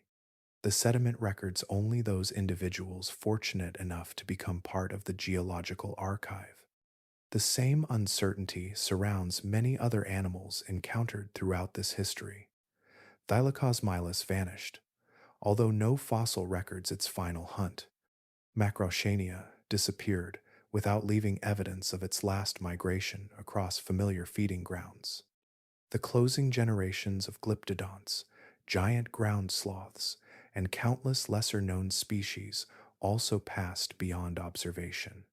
Paleontology can estimate when these lineages disappeared within reasonable ranges supported by available evidence, yet the exact moment of extinction almost always escaped preservation. This limitation reflects the nature of the fossil record itself. Fossilization is an exceptionally uncommon event requiring precise environmental conditions. Most living organisms leave no lasting trace after death. Even among those that become buried, erosion, chemical alteration, and the passage of immense spans of time destroy countless remains before discovery becomes possible. The fossils eventually recovered, therefore, represent scattered samples rather than a complete chronicle. They illuminate broad patterns while leaving many individual stories permanently unwritten. Far from weakening science, this uncertainty strengthens its integrity. Scientific knowledge advances by recognizing where evidence ends and where speculation begins. Researchers continue refining extinction dates through new discoveries, improved dating methods, and techniques capable of extracting ancient biological information from remarkably old remains. Each finding narrows uncertainty without pretending to erase it entirely. Honest conclusions remain anchored to available evidence rather than imagination. Perhaps that enduring uncertainty forms one of the most meaningful legacies of the Great American Biotic Interchange. The fossil record faithfully preserves the long arc of transformation, revealing how continents connected, ecosystems shifted, and lineages rose or disappeared across deep time. The final moments themselves remain beyond recovery, carried away with the living world that experienced them. Rocks remember enough to tell the history, yet they keep the last heartbeat of every vanished species beyond the reach of even the most careful science. The legacy of the Great American Biotic Interchange is written not only in museums or fossil beds, it remains visible in forests, grasslands, rivers, and the living communities that occupy them today. Ecologists can measure its consequences through the relationships that continue functioning, as well as through those that ended long ago. Modern South America is extraordinarily rich in life, yet it also bears evidence of ecological roles that no surviving species fully performs. Imagine the continent before the disappearance of its largest mammals. Giant ground sloths browsed trees and shrubs over immense home ranges. Glyptodonts consumed large quantities of vegetation while reshaping the ground beneath them. Native hoofed mammals grazed and browsed across open habitats in many forms. Their combined feeding habits influenced plant communities, recycled nutrients through enormous volumes of dung, disturbed soils, and created opportunities for countless smaller organisms. Predators and scavengers depended upon this abundance, forming food webs of remarkable complexity across much of the continent. Those ecological functions did not transfer completely to surviving animals. The largest herbivore remaining in most South American ecosystems today is the tapir, which may reach approximately 660 pounds. Although an important browser and seed disperser, the tapir cannot replace animals weighing several tons. Megatherium alone approached nearly 4 tons in mass, while armored giants represented another category of immense plant eaters. No living mammal in South America now fills the ecological position once occupied by these enormous herbivores. Their disappearance left functional spaces that remain largely unoccupied. Vegetation responds to that absence in subtle yet measurable ways. Large herbivores influence which plants become common, which remain uncommon, and how forests and grasslands develop across generations. Browsing shapes the growth of young trees. Trampling opens patches where new species establish themselves. Nutrients carried through digestive systems move across entire landscapes. Without animals capable of performing these tasks at comparable scales, ecological processes continue along different pathways than those established through millions of years of earlier evolution. Some of the clearest evidence appears in the fruits of living trees. Several South American plant species still produce exceptionally large fruits, whose seeds are difficult for modern animals to disperse effectively. Their size suggests adaptation to extinct megafauna capable of swallowing them whole before transporting the seeds across broad distances. Today, many of those fruits fall directly beneath the parent tree, where competition, disease, and seed predators reduce the chances of successful establishment. This pattern represents more than an interesting botanical observation. It reflects a relationship interrupted approximately 10,000 years ago that has never been fully restored. Ecologists describe such lingering partnerships as ecological anachronisms. The term refers to biological characteristics that evolved alongside species no longer present. These traits persist because evolution has not yet eliminated them, even though the original ecological relationship has disappeared. The trees continue producing fruits shaped by extinct dispersers, while the dispersers themselves remain known only through fossils. Modern South America therefore functions as both a thriving ecosystem and an incomplete one. Its forests support astonishing biodiversity, yet parts of their ecological machinery were assembled for animals that no longer walk beneath the canopy. Rivers, plains, and mountains continue supporting vibrant communities, although certain interactions once woven into daily life ended forever. The continent has rebuilt itself across thousands of years, but traces of its earlier fullness remain visible wherever living organisms continue waiting for partners that vanished long before human memory began. Amid countless names preserved only in stone, one lineage continues moving through forests, fields, wetlands, suburbs, and city edges with little indication of the history it carries.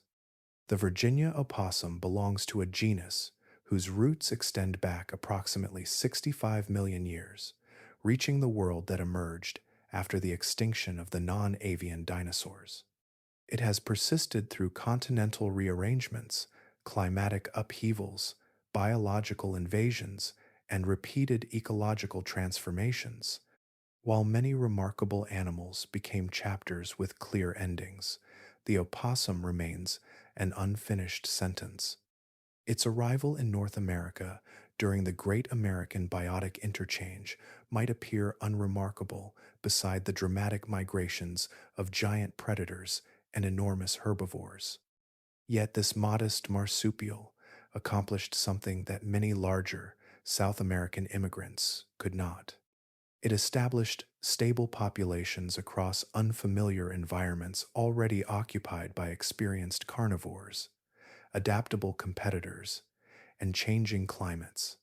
The same continent that proved difficult for numerous distinctive southern mammals became a landscape where the Virginia opossum gradually expanded its range.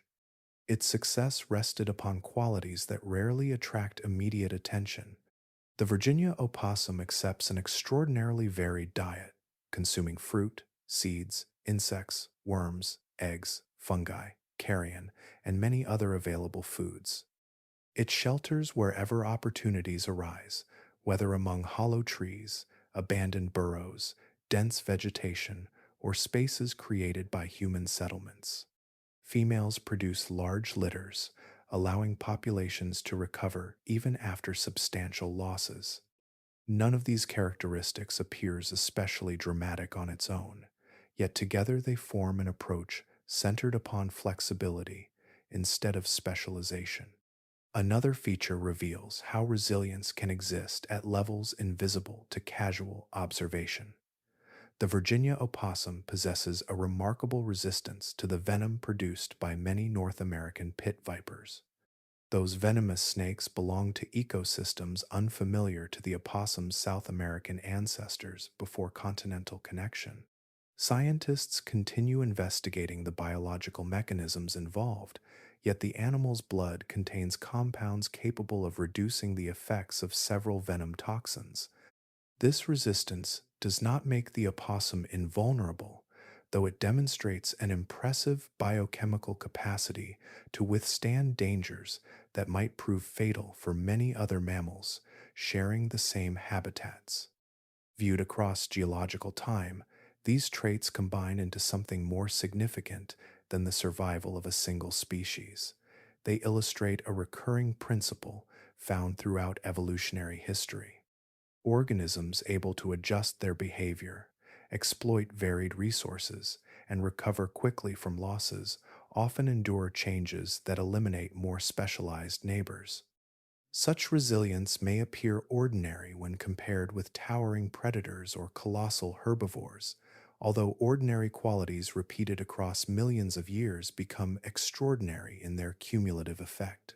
The Virginia opossum, therefore, occupies a distinctive place within this story. It reminds us that endurance sometimes grows from versatility rather than dominance.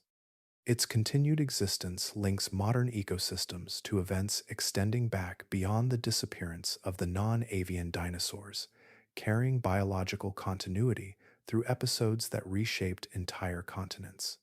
Each generation inherited the capacity to adapt once again to circumstances unlike those faced before. Even so, the opossum does not offer a complete explanation for the history of South America. It serves instead as a marker pointing beyond a single continent.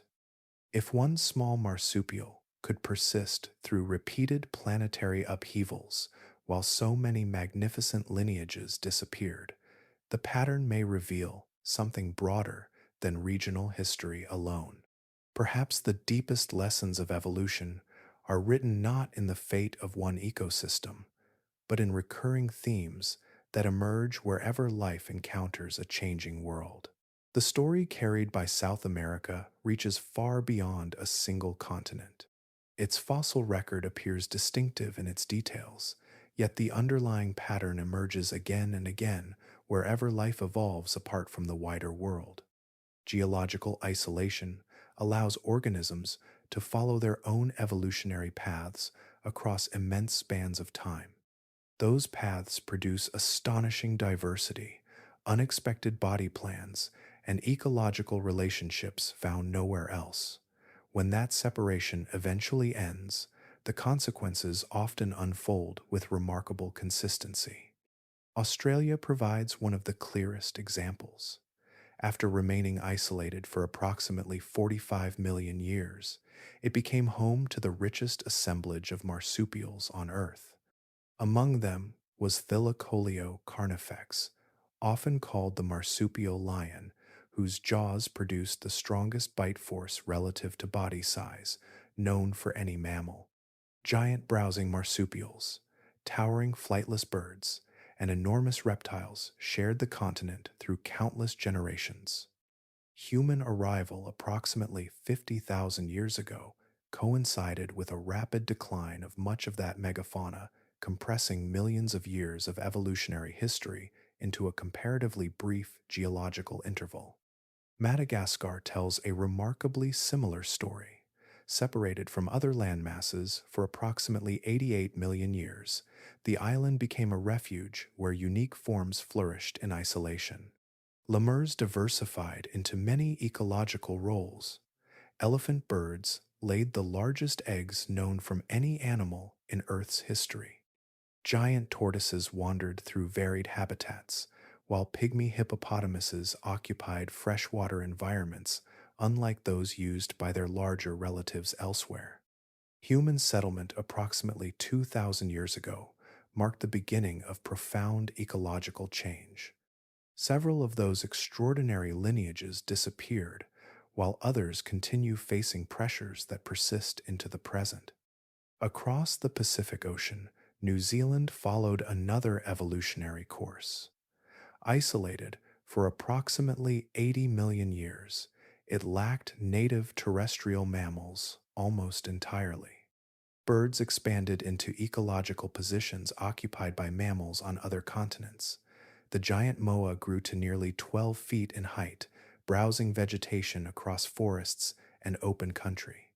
Above them soared Haast's eagle, the largest eagle known to have existed, perfectly adapted to hunting these enormous flightless birds. Human arrival, roughly 700 years ago, transformed that balance. The moa disappeared within approximately 200 years, and the eagle soon followed after losing its primary source of prey. These examples differ in geography, climate, and the particular animals involved, yet the broader sequence remains strikingly familiar. Long isolation encourages specialization as species adapt ever more closely to local conditions. Contact introduces unfamiliar competitors, predators, diseases, or hunters shaped by entirely different evolutionary histories. Ecological networks assembled across millions of years encounter pressures they never previously experienced. The longer isolation persisted, the more distinctive those networks often became, and the more vulnerable they proved when separation finally ended. The principle extends beyond continents and large islands. Mountain ranges isolated by surrounding lowlands develop species found nowhere else. Ancient lakes support fish and invertebrates that evolved independently for extraordinary spans of time. Oceanic islands produce birds, reptiles, insects, and plants unlike any on neighboring shores. Every isolated ecosystem represents an evolutionary conversation carried on within its own boundaries, gradually producing combinations that cannot emerge elsewhere. The Great American Biotic Interchange therefore belongs to a much larger narrative written repeatedly across Earth's history.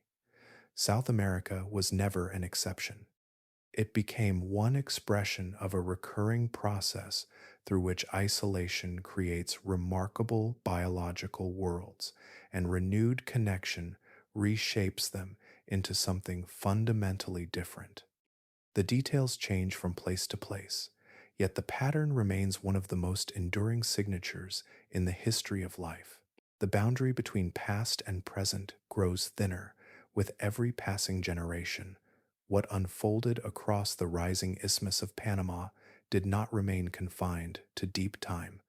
The same ecological process continues today on every inhabited continent, although the pathways have changed.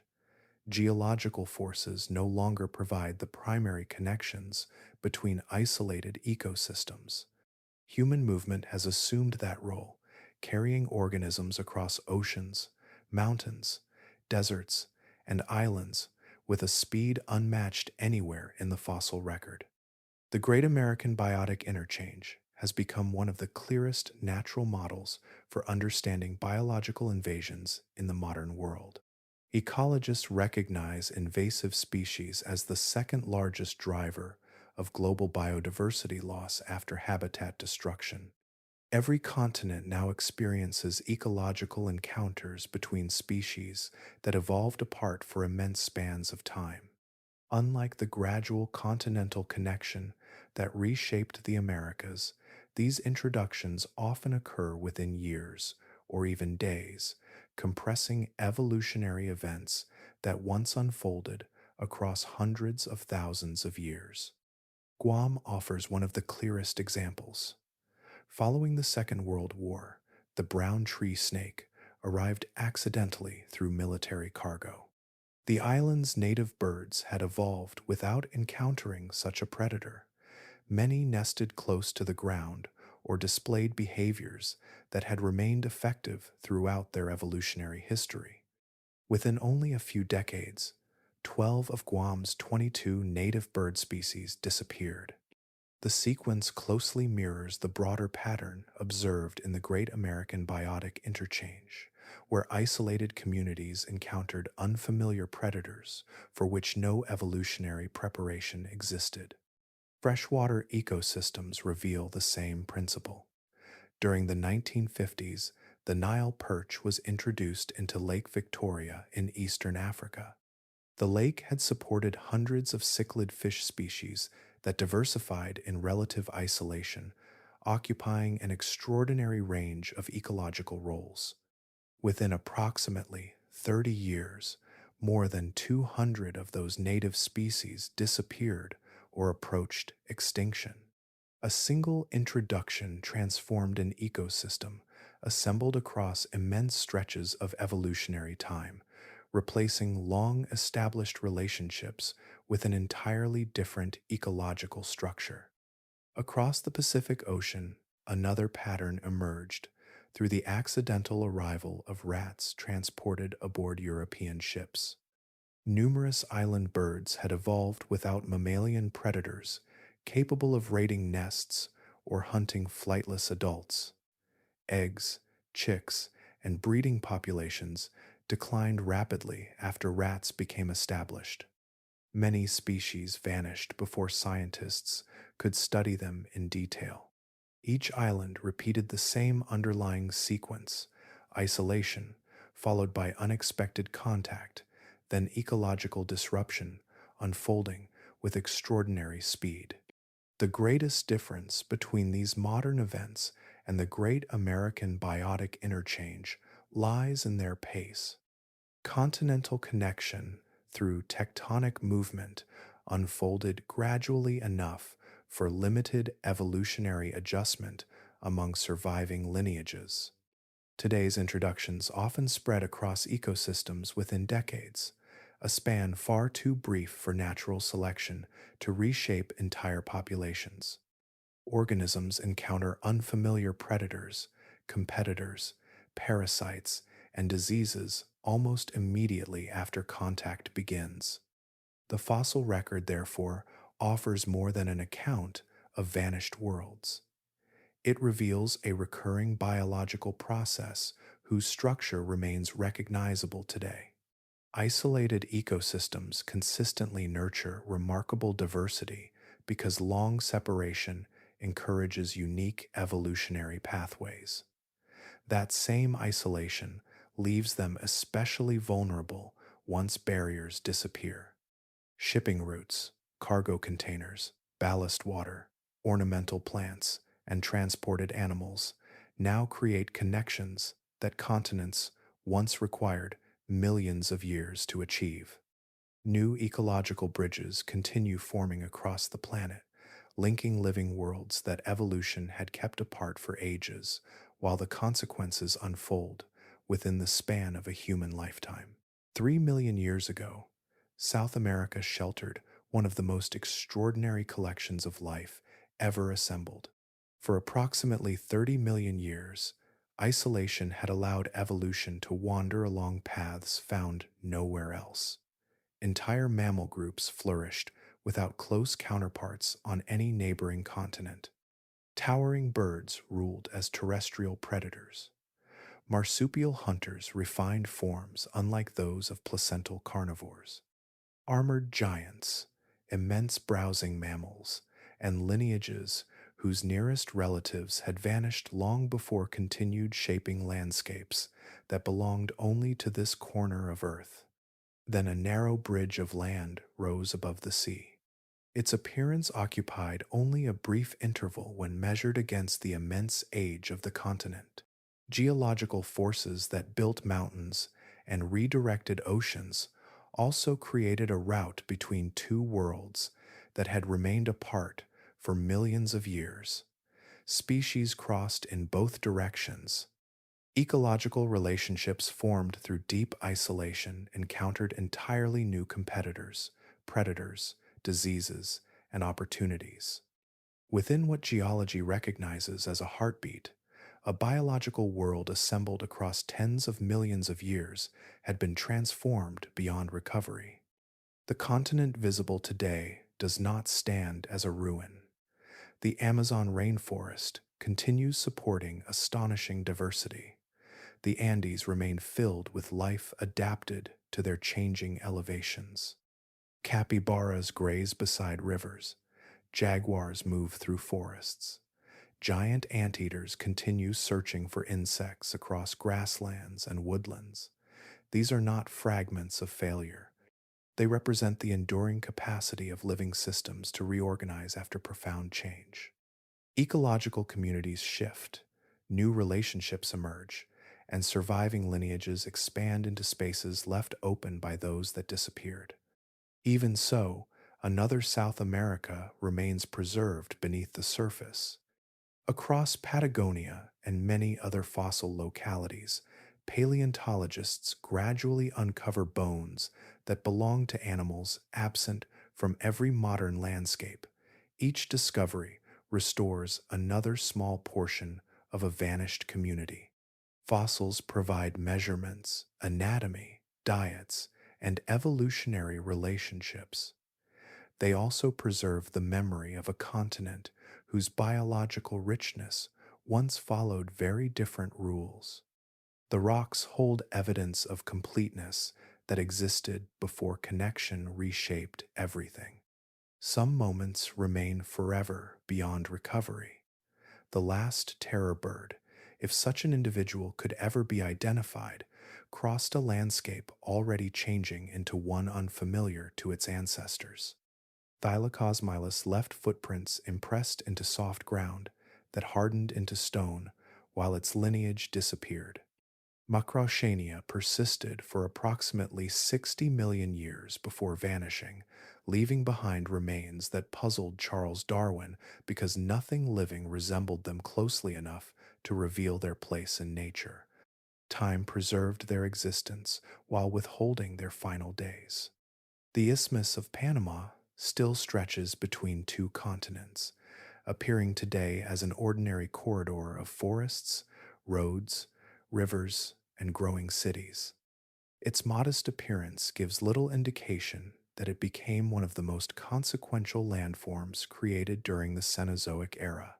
The biological world it reshaped continues emerging from stone through patient excavation, one fossil at a time. Earth itself recorded no triumph and no tragedy. Continents shifted according to forces far older than any living creature. Life responded as it always has, adapting, diversifying, disappearing, and beginning again. Every lineage built what it could from the place and the time it inherited.